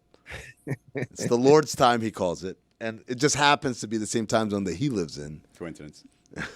But part of this is that people who live east of us get a full day to relive, right? Because they get New Year's, and then they get to do the second New Year's as they adjust to the new time zone. But everyone who lives west of us, they're kind of screwed. I thought that kind of sucked for Hawaii. Now, the thing that Chris said was that you live in Hawaii. You don't get to complain about losing a day. Juju, what side of the argument do you fall on? Right, it's a tough one because I do like our 1 p.m. starts here on the East Coast. Football starts at 1 p.m. But I always think, damn, what is it, 11 a.m. on the West Coast? 10 a.m. That's a 10 a.m. Oh, that's a whole different life structure. So I'm not sure, dog. I'm gonna tell you right now, it's beautiful. I would It's forget. glorious. I would forget to set my fantasy lineups like 3 times a season if it was at 10 a.m. I'm gonna tell you right now, it would happen to you a couple of times, and then you'd get used to it. Because at 10 a.m., you're ready. You already get started on the day, and But I've been in Vegas. It sneaks up on me. The beautiful well, it's because you're just there for a day. If you live there, it'd be a different story. And then here's the big part. You guys keep talking about, it starts at 10. It ends a lot earlier, too. You got your whole day after that. Like Sunday Night Football's done at like 8 p.m. I love when Amin hammers home a point by covering his mouth and talking into the microphone. It's such a good... It's a great audio device. Yeah. Now, Dan Le Batard doesn't appreciate it. He's like, will you speak up? Why don't you be professional? Speak into the microphone. But I lack an alas. I just realized so Chris said earlier that if you get the extra day, that it doesn't have to be New Year's Day, right? Who said that? Somebody said that. Zaslow. said that. So why wouldn't you just get your extra day on your birthday? You got back-to-back birthdays. It's all about you right there. Wow. If you live east of here. Right. If you live in Hawaii, you're screwed. You don't just get to choose when you get the extra day. At a certain point in time, no, he was just saying you just pick a day, and today's the day. Yeah, why we not? all switch back. I mean, it could just happen to fall on your birthday, but it's not like you have a day and you're like, I want an extra day. Who picked Daylight Savings Time Day? They just picked a day, right? All right, so we'll do it on Izzy's birthday. Sorry, There Juju. it is. Let's all agree it'll be June on Izzy's 26th. birthday. It's like halfway through the year, so it's like half a new year. Equinox. Right. Speaking of falling into things, I like to get some advice from you guys. What do you guys do whenever you open up Instagram and you just you see a notification come down, but you accidentally touch it and now you're in someone's live and it's you and 3 other brothers in there. And then they shout you out. And then they shout you out. Hey, we got Juju Gotti in here. There's no more panic than you're like, you know what? I'm gonna tune into this live, and there's 0 people, and you're the one, and it's just like I get out so fast. I just correct their grammar and they kick me out immediately. Oh, man. I give them a good 4-5 minutes. I'm like, all right, man, bump it. New artist of the year right here. Let's hear it. Juju, what you got to do is you just got to interact a lot. And then at some point they'll feel the awkwardness, and you're like, all right, I got to run. It And happened to me one time. I was stuck for an hour. What? Yep. No way. Yeah, I swear on my life, and I just was very careful about that. That's when I learned what Instagram was. I've left comments before, and then I get this weird. Everyone's gonna think this is weird. I get this like weird anxiety of like, oh no, they're about to read my comment. I'll like leave. Oh no. I'll just like leave a comment, and then I'm like, it seems like they're at about the time they're gonna comment on it, and I can't explain it. I just get this anxiety of, I don't want them to say something negative that I don't want to hear, so I just exit out. I'm the opposite. I was like, read my comment. I can't leave until you read my comment. Whose lives are you commenting on, Chris? I'm trying to think where I did this last. Well, what are you saying? Dua Lipa. Like, what's the nature of your comment? I think the last time I did it was some like poker guy was live, and I was just like, oh, you should have done this. And I was like, he's going to see my opinion on this and call me an idiot. So I was like, I need to get out of here. I thought you were going to say that. You suck. Also, earlier in the show, Izzy, you said once there's been vomit in the pool, it's over with. Yeah. Don't think about the pool, Right. Which made me think about the Stanley Cup. I saw a seal eating fish out of the Stanley Cup yesterday. No, Is man. it done? Can you drink beer still out of it? What do y'all think about that? I mean, you could clean it. You gotta get that lemon pledge that Billy Joel drank. Apparently. Juju, I saw that same exact video, and then yesterday they took the Stanley Cup to like the Coldplay concert. They were chugging out of it. And I was like, man, I don't know how deep cleaning, like how much deep cleaning you need to do in that thing. But like to your point, like a sea lion, whatever it was eating raw fish out of that yesterday. Like I think I'm gonna give that a couple days. Hey, Izzy, how do you say seal in Spanish? What is it? Faco? Faco. Something like Excuse that. me? Like Edie? I know. In French, Shane? It's Falk. Oh, Falco. Falco. Oh, remember Falco? Shane Falco. That was a moment. Not Shane Falco. You were hiding behind the jukebox. Right. Also, another moment last week, I think Bill Belichick's press conference didn't get too crazily dissected because I feel like during the press conference is when Hulk Hogan was announced to be presumed It's a dead. great take there. Foca. Hell yeah. So yeah, I think that's why it flew under the radar. The PR team of Bill Belichick happy with that news. Maybe he killed him. Wow. Okay. That'd be a long Reckless. Okay, my bad. Regular. Also, hearing from the congratulations. Freddie Gibbs put out a great CD this weekend with The Alchemist. Everybody check that out, man. Hip hop. Old head hip hop is back, man. Juju, I was about to ask you that. Are we having a moment for old heads? Yeah, man. Like, I think they're just showing that no matter what age you are, what your dream is, bruh, you could do it, man. Like the Adam Sandler movie, you can do it, How dog. old is Pusha T? 50 something. Pusha T 48 and Malice is 51. Yeah. You feel me? All these guys are in their higher 40s. Raekwon just dropped the album. So whatever you out there doing, man, you're not too old. You're not too long in the tooth, man. Jelly Roll just got album of the year or one of the things that he's 40 years old. So man, keep pushing, man. You can hear the wisdom in their lyrics too. Right, The older right. hip hop guys. Juju, Right. speaking of you can do it, what did you think of Happy Gilmore 2? Happy Gilmore to America. Look, I think it wasn't as bad as the internet is making it. Because once Zaz put this in perspective, I was like, okay, cool. Once you go in knowing that you're watching Happy Gilmore, I get it. But I didn't necessarily crack a smile the entire time, bruh. I was happy to see Boban. I was happy to see it was a couple of jokes that LeVar made when he was talking to Charlie Hull. That was kind of funny. But in general, I don't know, man. It might have missed me. But I'm so happy that everybody got their cameos. Cameron, Stat, Kelsey Plum. Bad Friends. Right. I love all of that. But I don't know. I'm a comedian, so don't take me serious. That plot twist at the beginning was just hard to get past for me. That was the biggest criticism for me. Like, and in the first one, see, I don't want to give anything, I don't want to ruin anything. But in the first one, there were some shocking, similar twists that I kind of forgot about how ridiculous those were. So it is kind of like a rinse repeat with like, something shocking. But I giggled a couple times when he was drinking out of random stuff. Come on, that was a little funny. I'm reaching here, Juju. I'm with you. I'm just trying to be positive. Reaching like Mr. Fantastic. I'm trying to find we didn't something. even talk about Fantastic. I just didn't despise it. Can I say that? Okay. Yeah, that's a good one. I didn't despise it either. 2 stars. I also don't despise what SeaWorld is doing after having a bad track record. How about SeaWorld that? is back right now. Super back. You guys know about this? No. Mike, you know about this. So SeaWorld has decided just to have like a concert series back, where the place where Shamu and all those guys were. Now it's like we just have like 90s and early 2000s. Fat Joe a couple weeks ago looked kind of sad. Well, because they're so far away from the crowd, it does make for hard. something awkward. But the crowd at the Waka Flocka went crazy this weekend. Awesome. Crazy this weekend. And then we had Yin Yang Twins like about 2 or 3 weeks ago. We had who else? I like that. Bow on Wow, this Soulja Boy. Bow Wow, Soulja Boy. Like it's been a great thing that they've done as far as like, hey, we can't have these animals being, subjugated in this torture theater anymore.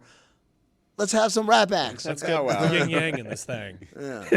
Oh, that's all that's used for now? They don't even have, I didn't even know that. No, I thought that there tanks? was like a whale show and then you get still Fat have Joe. like the water in Shamu there? and those between guys them? are Do out they, there. Oh, so utilize those it? people show up to that thing just for the music? Yeah. I thought that they were getting I a think- whale show and then they throw. No, they I throw don't. a I think the little- whale show's done. Oh, okay. I'm Over with. nice. Whale That's show, whale good. show. As it should Yeah, be. there you go. I Ron would McGill. definitely pay for a show Bow Wow and a whale performing together. Oh my God. Who opens for There you who? It's like- All right, comeback of the year. Them and Red Lobster right now. How about Is Red Lobster back? Let me tell you something, man. Every once in a while, I realize I've turned into an old black man. Because when I found out that CEO, he's the like, I'm likable. No, but he's a terrible actor. Like he's bad at reading lines. But I was He's like, got good ideas. but Red Lobster is back, and I'm like, go ahead, young brother, go ahead. Hey, look at the young brother. I just turned into an old black man on a porch. I was so proud of this guy. You look behind you even though no one's behind you. Hey, you're gonna hear this from me, but no. Hey, I'm so happy. He's like 34 too. He's a young guy. Start thinking about it and start nodding. Like, There you go. What are you nodding about? Real I was thinking groundbreaking. about A fisherman's feast. Endless shrimp. SeaWorld San Diego is the one you want to go to. SeaWorld Orlando, the concerts are not as good as the SeaWorld San Diego. What do I have there? SeaWorld San Diego, August 9th. Mark your calendars. Trina will be there. Oh, wow. And then a week later on the 16th, Genuine. Oh! I don't like that. A South Florida legend like Trina has to perform all the way in What's the San Diego. Orlando one? What does Orlando have? Well, on the flip side, we have on August Uncle 9th Cracker? a Luke Bryan tribute There you band. go. No, scroll down. deserve a There's tribute. Well, no, I'm building up to that one. Yeah. There's a real winner. Then we have Fleetwood Max is going to be there. Fleetwood Max. Yeah. There go Waka Flocka on the I'm screen assuming right that's now. yet another tribute band. And then August 24th, Lee Greenwood. Yeah. There's Jesus There's a good. Look at this. Like we got Waka Flocka in San Diego. Look at this. They got Fuel and Lit playing on the same bill in the Orlando That sounds one. dangerous. May have to make a trip up for that one. Right. Fuel and Lit. Don't lit the fuel. Juju, anything else you want to get to before we get to the polls? Nah, that's pretty much it, man. Also, great day in the WNBA yesterday. The Atlanta Dream became the first team to beat the Minnesota Lynx on their home court this year. You feel me? Without Ryan Howard, big BG in the building. Neither here nor there. But yeah, man, great stuff in the W yesterday. Awesome. Now the polls. Do you get a lot of stuff done on January the 1st? 93% of the audience says no, they do not. Zaz is talking about you get a whole extra day on January 1st to get things done. I'm like, no one's doing anything. Not a damn thing. On Recovery. January. Diet always starts January 2nd because it's like I need this day to recover. Unless the 2nd is a Saturday, right? Because then Yeah. it starts like on the Nah. 4th. First Yeah. Monday Right. of There the it new is. year. There you go. Right. And the last poll, is it sad when an adult posts their high school stats? It's about Jeremy. 94% of the audience says yes, it is sad. Sorry, And those Jeremy. are your polls. Speaking of sad, I got unsolicited advice from a listener the other day, and it made me very sad. I don't know why you would think I would want help on this, but he was talking about my armpit sweat.